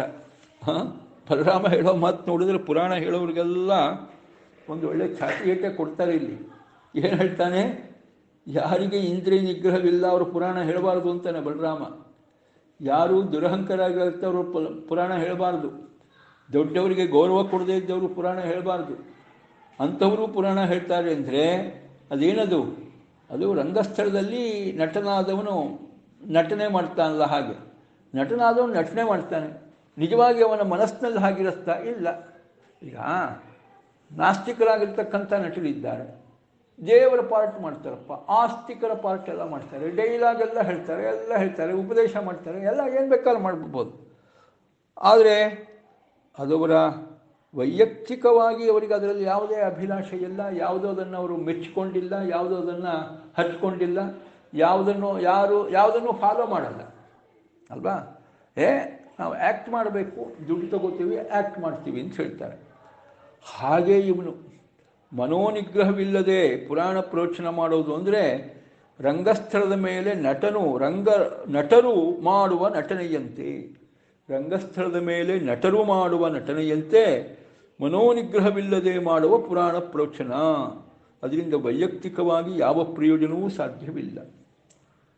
ಈ ರೀತಿಯಾಗಿ ದುಷ್ಟತನ ಮಾಡುವ ಇಂಥವರ ನಿಗ್ರಹಕ್ಕೋಸ್ಕರವಾಗಿ ನಾನು ಅವತಾರ ಮಾಡಿ ಬಂದಿದ್ದೇನೆ. ನೋಡಿ ಬಲರಾಮ ಹೇಳೋದು ಎಂಥ ಆತ್ಮವಿಶ್ವಾಸ ಅವನಿಗೆ. ನಾನು ಭಗವಂತನ ವಿಶೇಷವಾದ ಶುಕ್ಲಕೇಶದಿಂದ ಆವಿಷ್ಟನಾಗಿ ನಾನು ಅವತಾರ ಮಾಡಿ ಬಂದದ್ದು ಯಾಕೆ ಅಂದರೆ ಇಂತಹ ಧರ್ಮಧ್ವಜಿಗಳು ಮೇಲ್ನೋಟಕ್ಕೆ ಧರ್ಮವನ್ನು ಆಚರಣೆ ಮಾಡ್ತೀವಿ ಅಂತ ತೋರಿಸ್ಕೋತಾ ಇದ್ದಾರೆ, ಆದರೆ ಒಳಗೆ ಮನಸ್ಸಿನಲ್ಲಿ ಧರ್ಮದ ಬಗ್ಗೆ ಶ್ರದ್ಧೆಯೇ ಇಲ್ಲ. ಅಂಥವರು ಇವರು. ಈ ಸೂತ ಪುರಾಣಿಕನು ಕೂಡ ಅಂಥವನೇ. ಅದರಿಂದಾಗಿ ಇಂತಹ ದುಷ್ಟರ ನಿಗ್ರಹಕ್ಕೋಸ್ಕರವಾಗೇ ನಾನು ಅವತಾರ ಮಾಡಿರೋದು. ಅದರಿಂದ ನಾನು ಅದೇ ಕೆಲಸ ಮಾಡ್ತೀನಿ. ಧರ್ಮದ ಮುಖವಾಡ ಹಾಕಿಕೊಂಡು ಹೆಚ್ಚಿನ ಪಾಪ ಮಾಡುವ ಇಂಥವರನ್ನು ನಾನು ಕೊಲ್ಲಬೇಕು ಅಂತ ತೀರ್ಮಾನ ಮಾಡಿಬಿಟ್ಟ ಬಲರಾಮ. ಮಾಡಿ ತೀರ್ಥಯಾತ್ರಾ ಕಾಲ ದುಷ್ಟ ನಿಗ್ರಹ ಮಾಡಬಾರದು ಅಂತ ಬಿಟ್ಟಿದ್ದ. ಅದಕ್ಕೋಸ್ಕರವಾಗಿ ಯಾವ ಒಂದು ಶಸ್ತ್ರ ತಗೊಂಡು ಬಂದಿಲ್ಲ. ಏನು ಮಾಡ್ದ? ಕೈಯಲ್ಲಿದ್ದ ದರ್ಭೆ ತೆಗೆದುಕೊಂಡ, ದರ್ಭೆಯ ತುದಿಯಿಂದ ಹೊಡೆದ, ಅಷ್ಟೇ ಸಾಕಾಯಿತು. ದರ್ಭೆಯ ತುದಿಯಿಂದ ಹೊಡೆದ, ಅವನನ್ನು ಸಂಹಾರ ಮಾಡಿಬಿಟ್ಟ. ಯಾಕಿದಾಯಿತು ಗೊತ್ತಿಲ್ವಾ? ಎಲ್ಲ ಗೊತ್ತಪ್ಪ, ಆದರೆ ಭಗವಂತನ ಇಚ್ಛೆಯೂ ಹಾಗೆ ಇತ್ತು. ರೋಮಹರ್ಷಣ ಹೀಗೆ ಸಾಯಬೇಕು ಅಂತಲೂ ಭಗವಂತನ ಇಚ್ಛೆ ಇತ್ತು. ಹೌದು, ಅದು ರೋಮಹರ್ಷಣ ವ್ಯಾಸರ ಪುತ್ರ, ಚೆನ್ನಾಗಿ ಅಧ್ಯಯನ ಮಾಡಿದ್ದ, ಎಲ್ಲ ಮಾಡಿದ್ದ. ಆದರೂ ಎಲ್ಲೊಂದು ಕಡೆಯಿಂದ ಅವನ ಒಂದು ಪುಣ್ಯ ಜಾಸ್ತಿ ಆದಾಗ ಆ ಪುಣ್ಯವನ್ನು ಕಡಿಮೆ ಮಾಡಬೇಕು, ಇನ್ನು ಪುಣ್ಯ ಸಂಗ್ರಹನೂ ಕೂಡ ಆಗಬಾರದು. ಅದಕ್ಕೋಸ್ಕರವಾಗಿ ಏನು ಮಾಡ್ತಾನೆ? ಭಗವಂತ ಒಂದು ವ್ಯವಸ್ಥೆ ಮಾಡಿದ. ಬಲರಾಮನಿಗೆ ಮುಂದೆ ಅವನು ಏನು ಮಾಡೋ ಹಾಗೆ, ಬಲರಾಮನಿಗೆ ಅಮರ್ಯಾದೆ ಮಾಡೋ ಹಾಗೆ ಮಾಡಿ, ದೊಡ್ಡವರಿಗೆ ಅಮರ್ಯಾದೆ ಮಾಡಿದ್ರಿಂದ ಅವನ ಪುಣ್ಯ ಹ್ರಾಸ ಆಗೋ ಹಾಗೆ ಮಾಡಿ ಅವನನ್ನು ಸಾವಿಗೆ ಈಡು ಮಾಡ್ದ. ಎಲ್ಲ ಭಗವಂತನ ಇಚ್ಛೆನೇ ಹಾಗೆ ಇತ್ತು. ಭಗವಂತನ ಇಚ್ಛೆಯಿಂದ ಇದು ಹೀಗೇ ನಡೆಯಲೇಬೇಕಾಗಿತ್ತು. ಆದ್ದರಿಂದ ಭಗವಂತ ಮಾಡಿದ. ಆದರೆ ಋಷಿಗಳೆಲ್ಲರೂ ಕೂಡ ಮನಸ್ಸಿನಲ್ಲಿ ನೊಂದುಕೊಂಡ್ರು. ಏನಪ್ಪ ಹೀಗಾಗೋಯ್ತಲ್ಲ ಅಂತ ಅವರೆಲ್ಲ ಹಾಹಾಕಾರ ಮಾಡಿದರು, ಹೇಳಿದರು. ಊಚು ಸಂಕರ್ಷಣಂ ದೇವಂ ಅಧರ್ಮಸ್ತೆ ಕೃತ ಪ್ರಭೋ ಅಸ್ಯ ಬ್ರಹ್ಮಾಸನಂ ದತ್ತಂ ಅಸ್ಮಾಭಿರ್ಯದುನಂದನ ಆಯುಶ್ಚ ಅಸ್ಯ ಅಕ್ಷಯಂ ತಾವದ್ ಯಾವತ್ ಸತ್ರಂ ಸಮಾಪ್ಯತೆ ಅಜಾನತೇವ ಆಚರಿತಂ ತ್ವಯಾ ಬ್ರಹ್ಮವಧೋ ಯಥಾ ಯೋಗೇಶ್ವರಸ್ಯ ಭವತಃ ನ ಅಮ್ನಾಯಃ ವಿನಿಯಾಮಕಃ ಯಜ್ಞೇತದ್ ಬ್ರಹ್ಮಹತ್ಯಾಯಾಃ ಪಾವನಂ ಲೋಕಪಾವನ ಚರಿಷ್ಯತಿ ಭವಾನ್ ಲೋಕಸಂಗ್ರಹಂ ನಾಣ್ಯಚೋದಿತಃ. ಋಷಿಗಳು ಸಂಕರ್ಷಣ ದೇವ, ಯಾರು ಸಂಕರ್ಷಣ ದೇವ? ಶೇಷದೇವ, ಅವನ ಅವತಾರ ಬಲರಾಮ. ಅವನಿಗೆ ಹೇಳಿದರು, ಪ್ರಭು ಬಲರಾಮ, ನೀನು ಹೀಗೆ ಮಾಡಿದ್ದು ಧರ್ಮಸಮ್ಮತವಲ್ಲ. ಹೌದು, ನೀನು ಹೇಳಿದ ಹಾಗೆ ಬ್ರಾಹ್ಮಣರಿಗಿಂತ ಎತ್ತರವಾದ ಆಸನದಲ್ಲಿ ಕೂಡಿಸಿದ್ದ ಅಂತ. ಅವನು ಕೂತ್ಕೊಂಡಿದ್ದಲ್ಲಪ್ಪ, ನಾವೇ ಕೂಡಿಸಿದ್ದು ಅಂದರು ಬ್ರಾಹ್ಮಣರು. ಅವನು ಕೂತ್ಕೊಂಡಿದ್ದಲ್ಲ, ನಾವೇ ಕೂಡಿಸಿದ್ದು. ಪುರಾಣ ಹೇಳು ಅಂತ ಹೇಳಿ ಬ್ರಾಹ್ಮಣರಿಗೆ ಯೋಗ್ಯವಾದ, ಬ್ರಾಹ್ಮಣರಿಗಿಂತ ಎತ್ತರವಾದ ಸ್ಥಾನವನ್ನು ನಾವೇ ಕೊಟ್ಟಿದ್ವಿ. ಅಷ್ಟೇ ಅಲ್ಲ, ಈ ಸತ್ರ ಮುಗಿಯುವವರೆಗೂ ಕೂಡ ನಿನಗೆ ಆಯುರಾರೋಗ್ಯ ಭಾಗ್ಯ ಎಲ್ಲ ಸಿಗತ್ತೆ, ಯೋಚನೆ ಮಾಡಬೇಡ ಅಂತ. ಸತ್ರ ಅಂದರೆ 1000 ವರ್ಷ ನಡೆಯುವ ಜಾಗ ಅಂತ ಕರೀತಾರೆ. ಅಷ್ಟು ದೀರ್ಘಕಾಲದ ಆಯುಷ್ಯ ಎಲ್ರಿಗೂ ಆಗಲ್ಲ, ಸಿಗಲ್ಲ. ಅದನ್ನು ಋಷಿಮುನಿಗಳೇ ಸೇರಿ ಕೊಟ್ಟಿದ್ರು. ಸತ್ರ ಸಮಾಪ್ತಿಯಾಗೋವರೆಗೂ ತೀರದ ದೀರ್ಘಾಯುಷ್ಯವನ್ನು ಕೂಡ ನಾವು ಕೊಟ್ಟಿದ್ವಿ. ಆದರೆ ಒಬ್ಬ ಅಜ್ಞಾನಿಯಂತೆ ಬಂದು ಇವನನ್ನು ಕೊಂದು ಬ್ರಹ್ಮಹತ್ಯೆ ಮಾಡಿದಿ. ಏನಪ್ಪ ಬಲರಾಮ ಹೀಗೆ ಮಾಡಿಬಿಟ್ಟಿಯಲ್ಲ. ಅಜಾನತೇವ, ಅಜ್ಞಾನಿಯಾದವನು ಮಾಡ್ತಾನಲ್ಲ ಹಾಗೆ ಅಂತ. ಅಜಾನತೇವ ಇವ ಶಬ್ದ ಏನು ಸ್ವಾರಸ್ಯ ಅಂದರೆ ಅಜ್ಞಾನಿಯಂತೆ, ಅಜ್ಞಾನಿ ಅಲ್ಲ ಅಂತಲೇ ಅರ್ಥ. ಏನು ಸ್ವಾಮಿ ಪಂಡಿತರ ಥರ ಕಾಣ್ತೀರಿ ಅಂದರೆ ಪಂಡಿತರಲ್ಲ ಅಂತ ಅರ್ಥ. ಪಂಡಿತರಂತೆ ನೀವು ಇದ್ದೀರಾ ಅಂದರೆ ಪಂಡಿತರಲ್ಲ ಅಂತ. ಹಾಗೇನೆ ಇಲ್ಲೂ ಕೂಡ ಅಜ್ಞಾನಿಯಂತೆ ಮಾಡಲ್ಲ, ನಿಜವಾಗಿ ಅಜ್ಞಾನಿ ಅಲ್ಲ. ಗೊತ್ತವನಿಗೆ ಯಾಕೆ ಇದಾಗಿದೆ, ಭಗವಂತನ ಇಚ್ಛೆಯಿಂದ ಸಂಕಲ್ಪದಿಂದಾಗಿದೆ ಅಂತ ಗೊತ್ತು. ಏನು ಮಾಡೋದು? ಬ್ರಹ್ಮಹತ್ಯೆ ಆದರೆ ಅದಕ್ಕೊಂದು ಪ್ರಾಯಶ್ಚಿತ್ತ ಮಾಡ್ಕೋಬೇಕು. ಹಾಗೆಂತ ಹೇಳಿ ಯೋಗೇಶ್ವರನಾದ ಬಲರಾಮನಿಗೆ ಪ್ರಾಯಶ್ಚಿತ್ತನ? ಇಲ್ಲ ರೀ. ನೋಡಿ, ಬ್ರಹ್ಮಸೂತ್ರದಲ್ಲಿ ಸಾಧನಾಧ್ಯಾಯದಲ್ಲಿ ಬರ್ತಕ್ಕಂಥ ಮಾತು, ಭಗವಂತನ ಅಪರೋಕ್ಷವನ್ನು ಪಡೆದುಕೊಂಡ ಮೇಲೆ ವಿಧಿ ನಿಷೇಧಗಳ ಬದ್ಧತೆ ಇಲ್ಲ ಅಂದ್ಬಿಡ್ತಾರೆ. ಒಂದು ಹಂತದಲ್ಲಿ ವಿಧಿ ನಿಷೇಧಗಳ ಬದ್ಧತೆ ಇಲ್ಲ. ಅವನೇನೋ ಒಂದು ಅಕಾರ್ಯ ಮಾಡದ ಅಂತಿಟ್ಕೊಂಡು, ಭಗವಂತನ ಅಪರೋಕ್ಷವನ್ನು ಪಡೆದವನು ಅಕಾರ್ಯ ಮಾಡಿದರೆ ಅದರಿಂದ ಅವನ ಮೋಕ್ಷಕ್ಕೇನೂ ತೊಂದರೆ ಇಲ್ಲ, ಅವನ ಮೋಕ್ಷಕ್ಕೇನೂ ತೊಂದರೆ ಇಲ್ಲ. ನೋಡಿ, ಮತ್ತೆ ಮೋಕ್ಷದಲ್ಲಿ ಸಿಗಬೇಕಾದ ಆನಂದದಲ್ಲಿ ಹ್ರಾಸ ಆಗ್ಬೋದು. ಅದು ಆ ಕಾರ್ಯದ ಒಂದು ಅಕಾರ್ಯ ಎಷ್ಟು ದೊಡ್ಡ ಮಟ್ಟಿನ ಅಕಾರ್ಯ ಅನ್ನೋದ್ರ ಮೇಲೆ ಅದು ತೀರ್ಮಾನ ಆಗುತ್ತೆ. ಅಂತೂ ಏನೇ ಮಾಡಿದರೂ ಕೂಡ, ಎಂಥ ಕೆಟ್ಟದ್ದನ್ನು ಮಾಡಿದರೂ ಕೂಡ ಅಪರೋಕ್ಷ ಜ್ಞಾನಿ ಅವನ ಮೋಕ್ಷವನ್ನು ಯಾರೂ ತಡೀಲಿಕ್ಕೆ ಸಾಧ್ಯವಿಲ್ಲ. ಅದು ಅಪರೋಕ್ಷ ಜ್ಞಾನಿಯ ವಿಶೇಷತೆ. ಈ ದೊಡ್ಡ ಅಪರೋಕ್ಷ ಜ್ಞಾನಿ ಬಲರಾಮ ಉಳಿದವರಿಗೆಲ್ಲ ಅಪರೋಕ್ಷ ಜ್ಞಾನಕ್ಕೆ ಸಹಾಯ ಮಾಡುವ ದೊಡ್ಡ ದೇವತೆ, ಸಾಮಾನ್ಯನ ಅವನು ಅಲ್ವಾ? ರುದ್ರದೇವರು ಗರುಡಶೇಷ ರುದ್ರರು ಸಮಾನರು ಅಂತ ಕರಿತೇವೆ. ಅವರ ಕಕ್ಷೆಯಲ್ಲಿ ಬರ್ತಕ್ಕಂಥವನು ಬಲರಾಮ.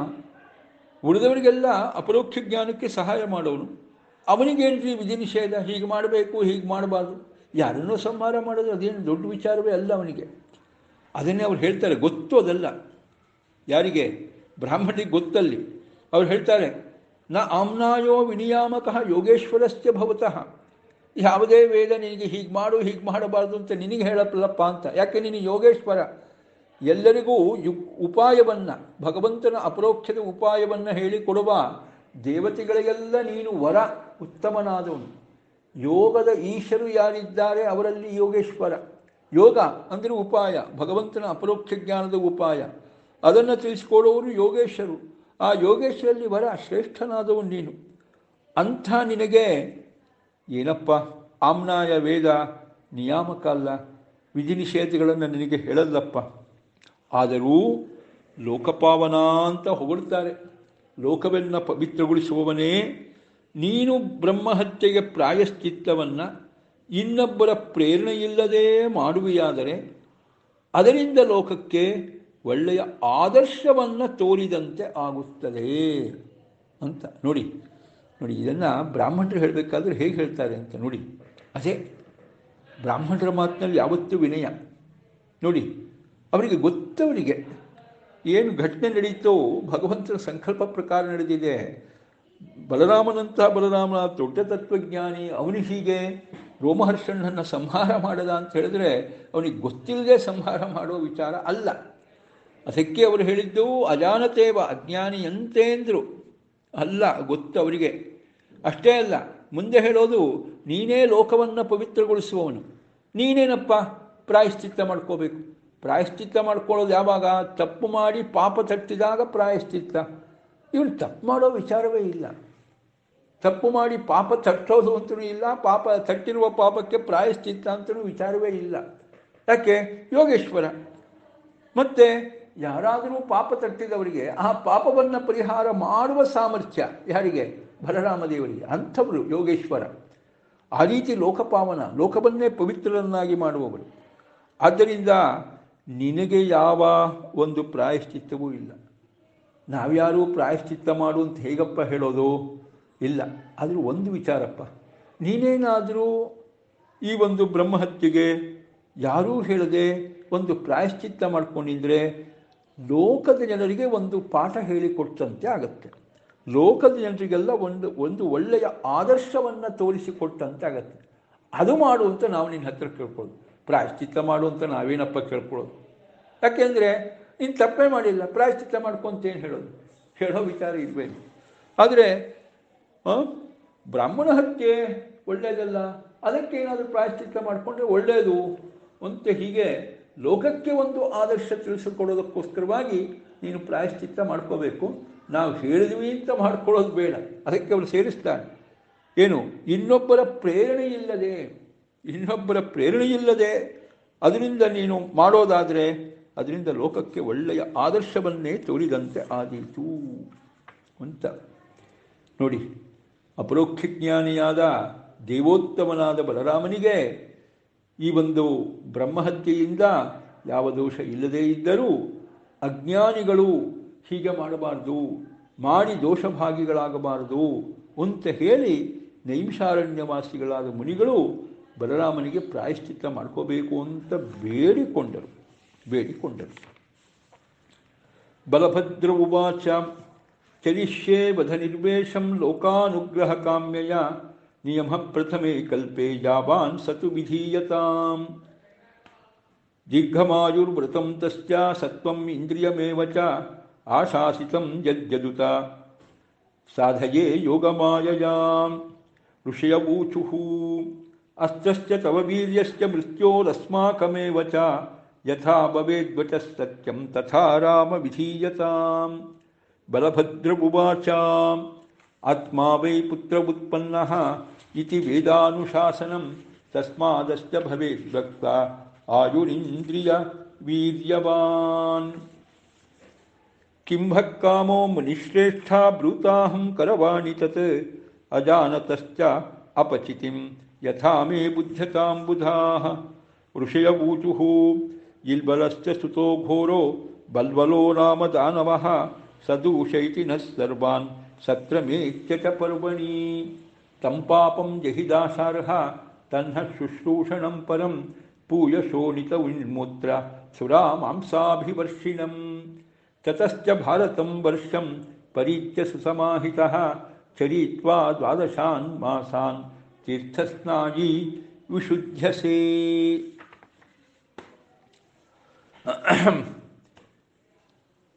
ಆಗ ಬಲಭದ್ರ ಬಲರಾಮ ಹೇಳಿದ, ಬ್ರಾಹ್ಮಣರ ಮಾತು ಕೇಳಿ, ಆಗಲಪ್ಪ ನೀವು ಹೇಳ್ತಾ ಇದ್ದಂಗೆ ನಾನು ಕೇಳ್ತೀನಿ. ಲೋಕಕ್ಕೆ ಒಳ್ಳೆಯದಾಗಲಿ ಅನ್ನೋ ಇಚ್ಛೆಯಿಂದ ನಾನು ಪ್ರಾಯಶ್ಚಿತ್ತ ಮಾಡ್ಕೋಬೇಕು ಅಂತ ನೀವು ಅಭಿಪ್ರಾಯ ಪಡೋದಾದರೆ ಆಯಿತು, ನಾನು ಮಾಡ್ಕೋತೇನೆ. ಉತ್ತಮ ಕಲ್ಪದ ಪ್ರಾಯಶ್ಚಿತ್ತ ಏನಿದೆಯೋ ಅದನ್ನೇ ಮಾಡ್ತೀನಿ. ಇಲ್ಲ ಅಲ್ಪ ಸ್ವಲ್ಪ ಪ್ರಾಯಶ್ಚಿತ್ತ ಅಂತ ಬೇಡ, ಉತ್ತಮ ಕಲ್ಪದ ಪ್ರಾಯಶ್ಚಿತ್ತ ಅದಕ್ಕೇನೇನು ನಿಯಮ ಇದೆಯೋ ಅಷ್ಟನ್ನೂ ಹೇಳಿ ನಾನು ಮಾಡ್ತೀನಿ. ಮತ್ತು ನೀವು ಹೇಳಿದ್ರಿ ಏನು, ರೋಮಹರ್ಷನಿಗೆ ದೀರ್ಘವಾದ ಆಯುಷ್ಯ, ವ್ರತಪ್ರೋಚನ ಸಾಮರ್ಥ್ಯ ಆಯಿತಾ, ಎಲ್ಲ ಕೊಟ್ಟಿದ್ದಾರೆ ಅವರು. ಏನೇನು ದೂರಶ್ರವಣ, ಇಂದ್ರಿಯ ಪಾಠವ, ಇದೆಲ್ಲ ನೋಡಿ ಬ್ರಾಹ್ಮಣರು ಏನು ಮಾಡಿದ್ದಾರೆ, ಆ ಮೇಲ್ಗಡೆ ದೊಡ್ಡದಾದ ಆ ಒಂದು ವ್ಯಾಸಪೀಠದ ಮೇಲೆ ಅವನನ್ನು ಪೂಡಿಸೋ ಸಂದರ್ಭದಲ್ಲೇ ಬ್ರಾಹ್ಮಣರು ಇಷ್ಟು ಆಶೀರ್ವಾದ ಮಾಡಿ ಕೊಟ್ಟಿದ್ದಾರೆ. ದೀರ್ಘವಾದ ಆಯುಷ್ಯವನ್ನು ರೋಮಹರ್ಷನಿಗೆ ಕೊಟ್ಟಿದ್ದಾರೆ ಆಯಿತಾ, ಮತ್ತು ಪ್ರವಚನ ಸಾಮರ್ಥ್ಯವನ್ನು ಕೊಟ್ಟಿದ್ದಾರೆ, ವ್ರತಾಚರಣೆಯ ಸಾಮರ್ಥ್ಯವನ್ನು ಕೊಟ್ಟಿದ್ದಾರೆ, ದೂರ ಶ್ರವಣ, ಕೇಳಬೇಕಾದ ವಿಚಾರವನ್ನು ಸರಿಯಾಗಿ ಹೇಳೋದು, ಇನ್ನೊಬ್ಬರಿಗೆ ಅರ್ಥ ಆಗಾಗ ಹೇಳೋದು, ಇಂಥ ಇಂದ್ರಿಯ ಪಾಠವ, ಇದೆಲ್ಲ ವರವನ್ನು ಕೂಡ ಆಯಿತಾ ಅವರೆಲ್ಲ ಇಷ್ಟಪಟ್ಟಿರೋದು. ಅವನೇ ಹೇಳ್ತಾನೆ, ಯೋಚನೆ ಮಾಡಬೇಡಿ, ನನ್ನ ಯೋಗ ಬಲದಿಂದ ಅದೆಲ್ಲವನ್ನೂ ನಾನು ಕೊಡುತ್ತೇನೆ. ನನ್ನ ಯೋಗ ಬಲದಿಂದ, ನೋಡಿ ಯೋಗೇಶ್ವರ ಅಂತದ ಹೇಳಿದ್ದು. ಒಂದು ಯೋಗೇಶ್ವರ ಅಂದರೆ ಆಗಲೇ ಅರ್ಥ ಮಾಡಿದ್ದು ಭಗವಂತನನ್ನು ಕಾಣಲು ಇರುವ ಉಪಾಯ ಯೋಗ. ಅದಕ್ಕೆ ಈಶ್ವರು ಯೋಗೇಶ್ವರು, ಯೋಗೇಶ್ವರಲ್ಲಿ ಬರ. ಮತ್ತೆ ಯೋಗ ಅಣಿಮಾ ಮಹಿಮಾ ಚೈವ ಮೊದಲಾಗಿರ್ತಕ್ಕಂತಹ ಯೋಗಶಕ್ತಿಗಳು, ಯೌಗಿಕ ಶಕ್ತಿಗಳು ಅಂತ ಕರಿತೀವಿ. ಆ ಯೌಗಿಕ ಶಕ್ತಿ ಅದ್ಭುತವಾದ್ದು, ಭಗವಂತನ ಅಪರೋಕ್ಷ ಜ್ಞಾನಿಗಳಿಗೆ ಸಿದ್ಧಿಸ್ತಕ್ಕಂಥ ವಿಚಾರ. ಅದರಲ್ಲೂ ಬಹಳ ದೊಡ್ಡ ದೇವತೆ ಮನೋನಿಯಾಮಕ ಯಾರು? ಶೇಷದೇವ. ಅವನ ಅವತಾರನಾದ ಬಲರಾಮನಿಗೆ ಎಲ್ಲ ಯೌಗಿಕ ಶಕ್ತಿಗಳು ಇದ್ದೇ ಇದೆ. ನನ್ನ ಯೋಗ ಬಲದಿಂದ ನೀವು ಏನೇನು ವರ ಕೊಟ್ಟಿದ್ದೀರೋ ಅದೆಲ್ಲ ನಾನು ಪುನಃ ಇವರಿಗೆ ಬರೋ ಹಾಗೆ ಮಾಡ್ತೇನೆ ಅಂತ. ಆದರೆ ಋಷಿಗಳಿಗೆ ಪಾಪ ಇಲ್ಲಿ ಎಲ್ಲೋ ಒಂದು ಒಳ್ಳೆಯ ಸಂಕಲ್ಪ, ದೇವರ ಸಂಕಲ್ಪಕ್ಕೆ ಅನುಗುಣವಾಗಿ ಬಲರಾಮ ಸಂಹಾರ ಮಾಡಿರೋದು, ಅವನನ್ನೇ ಬದುಕಿಸುವಂತ ಹೇಳೋದು ಹೇಗೆ? ಅವರಿಗೂ ಕಷ್ಟವೇ. ಅದಕ್ಕೋಸ್ಕರಾಗಿ ಬಲರಾಮ ಸಾಯಿಸಿದ ಮೇಲೆ, ಅವನನ್ನು ಸಂಹಾರ ಮಾಡಿದ ಮೇಲೆ ಅವನನ್ನು ಬದುಕಿಸ್ಕೊಡಪ್ಪ ಅಂದರೆ ಬಲರಾಮ ಬದುಕಿಸ್ಕೊಟ್ಬಿಡ್ತಾನೆ, ಇಲ್ಲ ಅಂತಲ್ಲ. ಆದರೆ ಅದು ಭಗವಂತನ ಸಂಕಲ್ಪಕ್ಕೆ ಅನುಗುಣವಾಗಿ ಬಲರಾಮ ಮಾಡಿರೋ ಸಂದರ್ಭದಲ್ಲಿ ಆ ಸಂಕಲ್ಪಕ್ಕೆ ವಿರುದ್ಧವಾಗಿ ತಾವು ನಡ್ಕೊಳ್ಳೋದ, ಅದು ಸರಿಯಲ್ಲ. ಹಾಗೆ ಅಂತೇಳಿ ತಮ್ಮ ಕಾರ್ಯ ನಿಲ್ಲಬಾರ್ದು, ತಮ್ಮ ಕಾರ್ಯನೂ ಆಗಬೇಕು. ಏನು ಮಾಡಬೇಕು? ಅದಕ್ಕೋಸ್ಕರಾಗಿ ಒಳ್ಳೆಯ ಬುದ್ಧಿವಂತಿಕೆಯಿಂದ ಮಾತಾಡ್ತಾರೆ ಬ್ರಾಹ್ಮಣರು, ಋಷಿಗಳೆಲ್ಲ. ನಿನ್ನ ಗರ್ಭಾಸ್ತ್ರ, ಯೋಗ ಸಾಮರ್ಥ್ಯ, ಈತನಿಗೆ ಬಂದ ಮರಣ, ನಾವು ಈತನಿಗೆ ಕೊಟ್ಟವರ ಯಾವುದೂ ಸುಳ್ಳಾಗಬಾರದು, ಹಾಗೆ ಮಾಡು ಅಂತ. ನೋಡಿ ಎಷ್ಟು ಬಹಳ ಕೇಳಿಬಿಟ್ಟಿದ್ದಾರೆ, ಎಷ್ಟು ಆರಾಮಾಗಿ ಕೇಳಿದ್ದಾರೆ ನೋಡ್ರಿ ಅವರು. ಎಲ್ಲೂ ಕೂಡ ತಮ್ಮ ಲಿಮಿಟ್ ಮೀರಿಲ್ಲ ಋಷಿಗಳು ಕೇಳಿರೋದ್ರಲ್ಲಿ. ಬಲರಾಮ, ನಿನ್ನ ಯೋಗ ಸಾಮರ್ಥ್ಯ ಅದ್ಭುತವಾದ್ದು. ನಿನ್ನ ಯೋಗ ಸಾಮರ್ಥ್ಯದಿಂದ ಒಂದು ದರ್ಭೆಯನ್ನು ತೆಗೆದುಕೊಂಡು ಅದರಲ್ಲೇ ಅಸ್ತ್ರಮಂತ್ರವನ್ನು ಆವಾಹನೆ ಮಾಡಿ ಕೇವಲ ದರ್ಭೆಯಿಂದ ಹೊಡೆದು ಅವನನ್ನು ಸಾಯಿಸಿದ್ಯಾ ಅಂದರೆ ಆ ದರ್ಭಾಸ್ತ್ರಕ್ಕೆ ಒಂದು ಬಹಳ ಬೆಲೆ ಇದೆಯಪ್ಪ. ಆ ದರ್ಭಾಸ್ತ್ರದ ಬೆಲೆ ಹಾಳಾಗತ್ತೆ ಪುನಃ ಅವನೇನಾದರೂ ಬದುಕಿಸ್ಬಿಟ್ರೆ. ಅದರಿಂದ ಆ ದರ್ಭಾಸ್ತ್ರಕ್ಕೆ ಕುಂದುಂಟಾಗಬಾರ್ದು. ಆಮೇಲೆ ನಿನ್ನ ಯೋಗ ಸಾಮರ್ಥ್ಯಕ್ಕೂ ಏನಾಗಬಾರ್ದು, ಆಯಿತಾ, ಕುಂದುಂಟಾಗಬಾರ್ದು. ಆಮೇಲೆ ಮತ್ತೆ ಇವರಿಗೆ ಮರಣ ಬಂದಿದೆ, ಮರಣವೂ ಸುಳ್ಳಾಗಬಾರ್ದು. ಸತ್ ಮೇಲೆ ಪುನಃ ಬದುಕಿದ ಅಂದರೆ ಮರಣ ಹೋಗಿದ್ದು ಸುಳ್ಳು ಅಂತಾಯಿತು, ಮರಣ ಬಂದದ್ದು ಅದು ಸುಳ್ಳಾಗಬಾರ್ದು. ಹಾಗಾದರೆ ಒಪ್ಕೊಂಡ್ಬಿಟ್ಟಿದ್ದೀರ ಅಂದರೆ ಇಲ್ಲ, ನಾವು ಕೊಟ್ಟ ವರನೂ ಸುಳ್ಳಾಗಬಾರ್ದು. ಅಂದರೆ ಏನು ವರ ಕೊಟ್ಟಿದ್ದೀವಿ? ದೀರ್ಘಕಾಲ ಸತ್ರ ನಡೆಯುವವರೆಗೂ ಕೂಡ ನೀನು ಬದುಕಿದ್ದು, ದೀರ್ಘವಾದ ಆಯುರಾರೋಗ್ಯ ಭಾಗ್ಯವನ್ನು ಪಡೆದುಕೊಂಡು, ಇಂದ್ರಿಯ ಪಾಠ ಪಡೆದುಕೊಂಡು ಪುರಾಣ ಪ್ರವಚನ ಮಾಡಬೇಕು ಅಂತ ವರ ಕೊಟ್ಟಿದ್ದಾರೆ ಋಷಿಗಳು. ಆ ವರನೂ ಸುಳ್ಳಾಗಬಾರ್ದು. ನೋಡ್ರಿ ಹೇಗ್ರಿ ಕಷ್ಟ. ಈಗ ಸತ್ತಿರೋನೂ ಬದುಕಬೇಕಾಗಿಲ್ಲ, ಸತ್ತಿರೋನೇನಾದರೂ ಬದುಕಿದ ಅಂದರೆ ಭಗವಂತನ ಸಂಕಲ್ಪಕ್ಕೆ ವಿರೋಧ ಬಂತು. ಅದೇ ರೀತಿಯಾಗಿ ಬಲರಾಮ ದೇವರ ಆ ಒಂದು ದರ್ಭಾಸ್ತ್ರಕ್ಕೆ ಬೆಲೆ ಇಲ್ಲ ಅಂತಾಗತ್ತೆ. ಇದೆಲ್ಲ ಆಗ್ಬಿಡುತ್ತೆ, ಅದೂ ಆಗಬಾರ್ದು. ಹಾಗೆಂತೇಳಿ ನಮ್ಮ ದೀರ್ಘ ಸತ್ರ ನಿಲ್ಲಬಾರ್ದು. ಅದಕ್ಕೆ ನಾವು ಏನೊಂದು ವರವನ್ನು ಯಾರಿಗೆ ಕೊಟ್ಟಿದ್ವಿ, ಈ ರೋಮಹರ್ಷಣ ಕೊಟ್ಟಿದ್ವಿ, ಅದು ಸುಳ್ಳಾಗಬಾರ್ದು. ನಿಮಗೆ ಗೊತ್ತಪ್ಪ ಸ್ವಾಮಿ, ಅದು ನಮ್ಮ ಮಾತು ಸುಳ್ಳಾಗಬಾರ್ದು, ನಿಮ್ಮ ಮಾತು ಸುಳ್ಳಾಗಬಾರ್ದು, ದೇವರ ಸಂಕಲ್ಪನೂ ಸುಳ್ಳಾಗಬಾರ್ದು. ಅದಕ್ಕೆ ಹೇಗೆ ಬೇಕೋ ಹಾಗೆ ಮಾಡುವಂತ.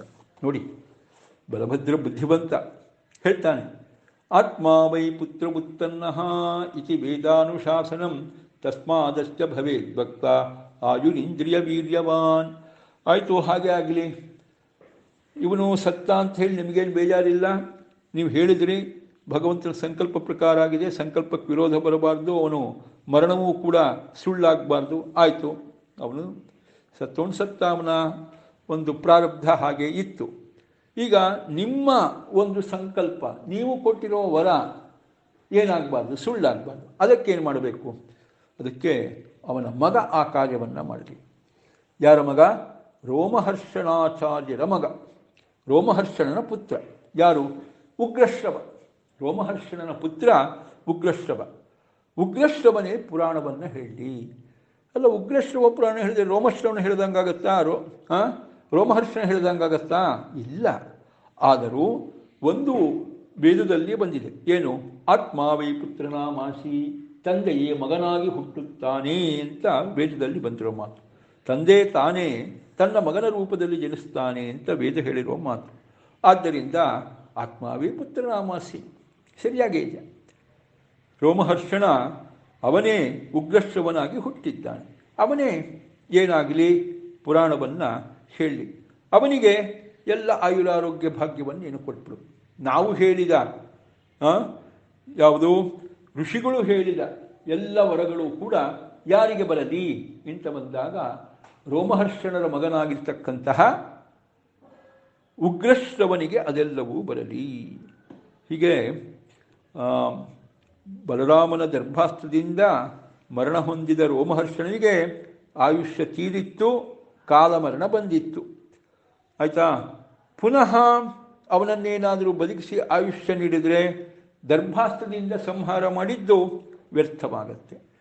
ಹಾಗೆ ಮಾಡದೇ ಇದ್ದರೆ ಋಷಿಮುನಿಗಳು ವಹಿಸಿದ್ದ ದೀರ್ಘಾಯುಷ್ಯವನ್ನು ಅದು ಅವರು ಕೊಟ್ಟವರ ವ್ಯರ್ಥವಾಗ್ತಿತ್ತು. ಏನು ಮಾಡೋದು? ಅದಕ್ಕೋಸ್ಕರವಾಗಿ ಅವನ ಮಗನಿಗೆ ನೀವು ದೀರ್ಘಾಯುಷ್ಯವನ್ನು ಕೊಡ್ರಿ, ಅವನು ಎಲ್ಲ ಪುರಾಣವನ್ನು ಕೂಡ ಹೇಳಲಿ. ಆಯಿತಾ? ಮಗ ಅಂದರೆ ಬೇರೆ ಯಾರಲ್ಲ, ತಂದೆಯೇ ಮಗನಾಗಿ ಹುಟ್ಟುತ್ತಾನೆ. ಆದ್ದರಿಂದಾಗಿ ಮಗನಿಗೆ ಬಂದದ್ದು ತಂದೆಗೆ ಬಂದಂತೆ ಆಗತ್ತೆ. ಆದ್ದರಿಂದ ಋಷಿಮುನಿಗಳು ಕೊಟ್ಟವರೆಗೂ ಸುಳ್ಳಾಗೋದಲ್ಲ. ಹಾಗೆ ಬಲರಾಮನ ದರ್ಭಾಸ್ತ್ರವೂ ಕೂಡ ವ್ಯರ್ಥವಾಗೋದಿಲ್ಲ. ಹಾಗೆ ಮಾಡೋಣ ಅಂತ ಋಷಿಮುನಿಗಳಿಗೂ ಬೇಜಾರಾಗದಿದ್ದ ಹಾಗೆ, ಅವರವರವೂ ಸುಳ್ಳಾಗದಿದ್ದ ಹಾಗೆ, ತನ್ನ ದರ್ಭಾಸ್ತ್ರದ ಸಾಮರ್ಥ್ಯವೂ ಸುಳ್ಳಾಗದಿದ್ದ ಹಾಗೆ, ಅವನಿಗೆ ಕಾಲಮರಣ ಬಂದಿತ್ತು, ಆ ಕಾಲಮರಣ ಬಂದಿದೆ ಅಷ್ಟೇ.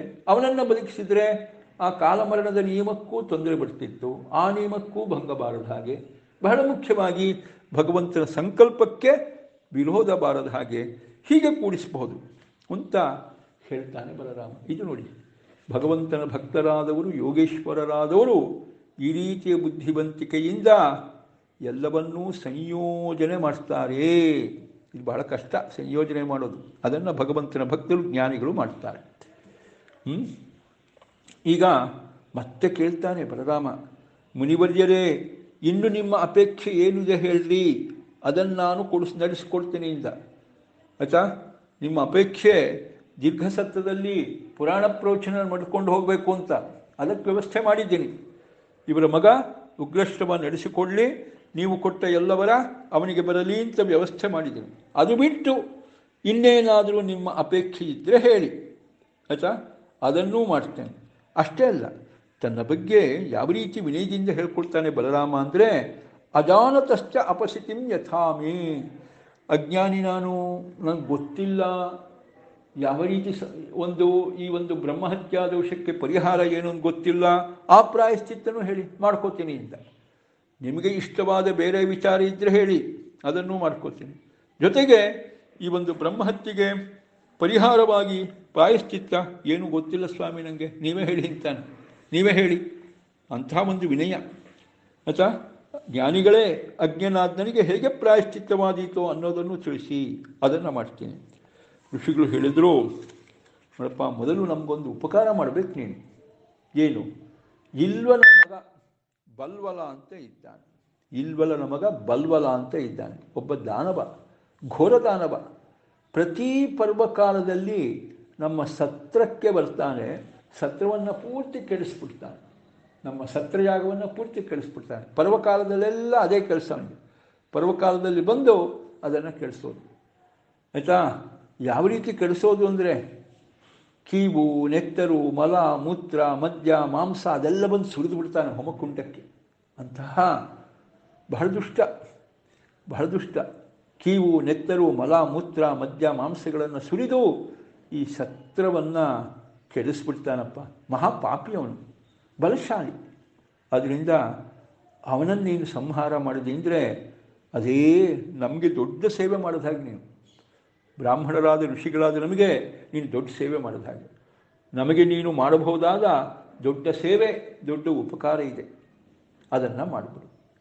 ಬಲ್ವಲ್ನ ಸಂಹಾರದ ಅನಂತರ ಮನೋನಿಗ್ರಹದಿಂದ ಕೂಡಿದವನಾಗಿ ಭರತಖಂಡದಲ್ಲೆಲ್ಲ ಸಂಚಾರ ಮಾಡ್ತಾ 12 ತಿಂಗಳ ಕಾಲ ತೀರ್ಥಸ್ನಾನ ಮಾಡು. ಭರತಖಂಡದಲ್ಲೆಲ್ಲ ಸಂಚಾರ ಮಾಡ್ತಾ 12 ತಿಂಗಳ ಕಾಲ ತೀರ್ಥಸ್ನಾನ ಮಾಡು, ಆಗ ನೀನು ಪವಿತ್ರನಾಗ್ತೀಯಾ ಅಂತ ಹೀಗೆ ಋಷಿಗಳೆಲ್ಲರೂ ಕೂಡ ಬಲರಾಮನಿಗೆ ಹೇಳಿದರು ಅನ್ನೋಲ್ಲಿಗೆ 98ನೆಯ ಅಧ್ಯಾಯದ ಕಥೆ ಮುಗಿಯುತ್ತೆ.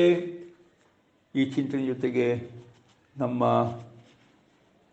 ದಶಮಸ್ಕಂಧದ ಈ ಭಾಗದ ಚಿಂತನೆಯನ್ನು ಮುಗಿಸೋಣ.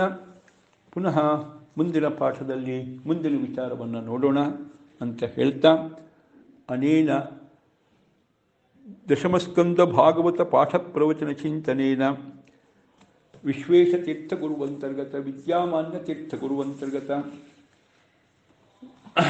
ರಾಘವೇಂದ್ರ ತೀರ್ಥಗುರುವಂತರ್ಗತ ಸಮಸ್ತ ತತ್ವದೇವತಾಂತರ್ಗತ ಭಾರತೀರಮಣ ಮುಖ್ಯ ಪ್ರಾಣಾಂತರ್ಗತ ಇಷ್ಟದೇವತಾ ಕುಲದೇವತಾತ್ಮಕಃ ರಾಮಕೃಷ್ಣ ವೇದವ್ಯಾಸಾತ್ಮಕಃ ಲಕ್ಷ್ಮೀ ಹಯಗ್ರೀವಾತ್ಮಕಃ ಬಿಂಬರೂಪೀ ಪರಮಾತ್ಮ ಪ್ರಿಯತಾಂ ಪ್ರೀತೋ ವರದೋ ಭವತು. ಶ್ರೀಕೃಷ್ಣಾರ್ಪಣಮಸ್ತು. ಅಕ್ಷಯಂ ಕರ್ಮ ಯಸ್ಮಿನ್ ಪರೇಸ್ವರ್ಪಿತಂ ಪ್ರಕ್ಷಯಂ ಧ್ಯಾಂತಿ ದುಃಖಾನಿ ಯನ್ನಾಮತಃ ಅಕ್ಷರೋ ಯೋಜನಃ ಸರ್ವದೇವಾಮೃತಃ ಕುಕ್ಷಿಗಂ ಯಸ್ಯ ವಿಶ್ವಂ ಸದಾ ಅಜಾದಿಕಂ ಪ್ರೀಣಯಾಮೋ ವಾಸುದೇವಂ ದೇವತಾಮಂಡಲಾಖಂಡಮಂಡಲಂ ಪ್ರೀಣಯಾಮೋ ವಾಸುದೇವಂ ಪ್ರೀಣಯಾಮೋ ವಾಸುದೇವಂ. ಅಚ್ಯುತಾಯ ನಮಃ ಅನಂತಾಯ ನಮಃ ಗೋವಿಂದಾಯ ನಮಃ ಅಚ್ಯುತಾಯ ನಮಃ ಅನಂತಾಯ ನಮಃ ಗೋವಿಂದಾಯ ನಮಃ ಅಚ್ಯುತಾನಂತ ಗೋವಿಂದೇಭ್ಯೋ ನಮೋ ನಮಃ. ಹರಯೇ ನಮಃ.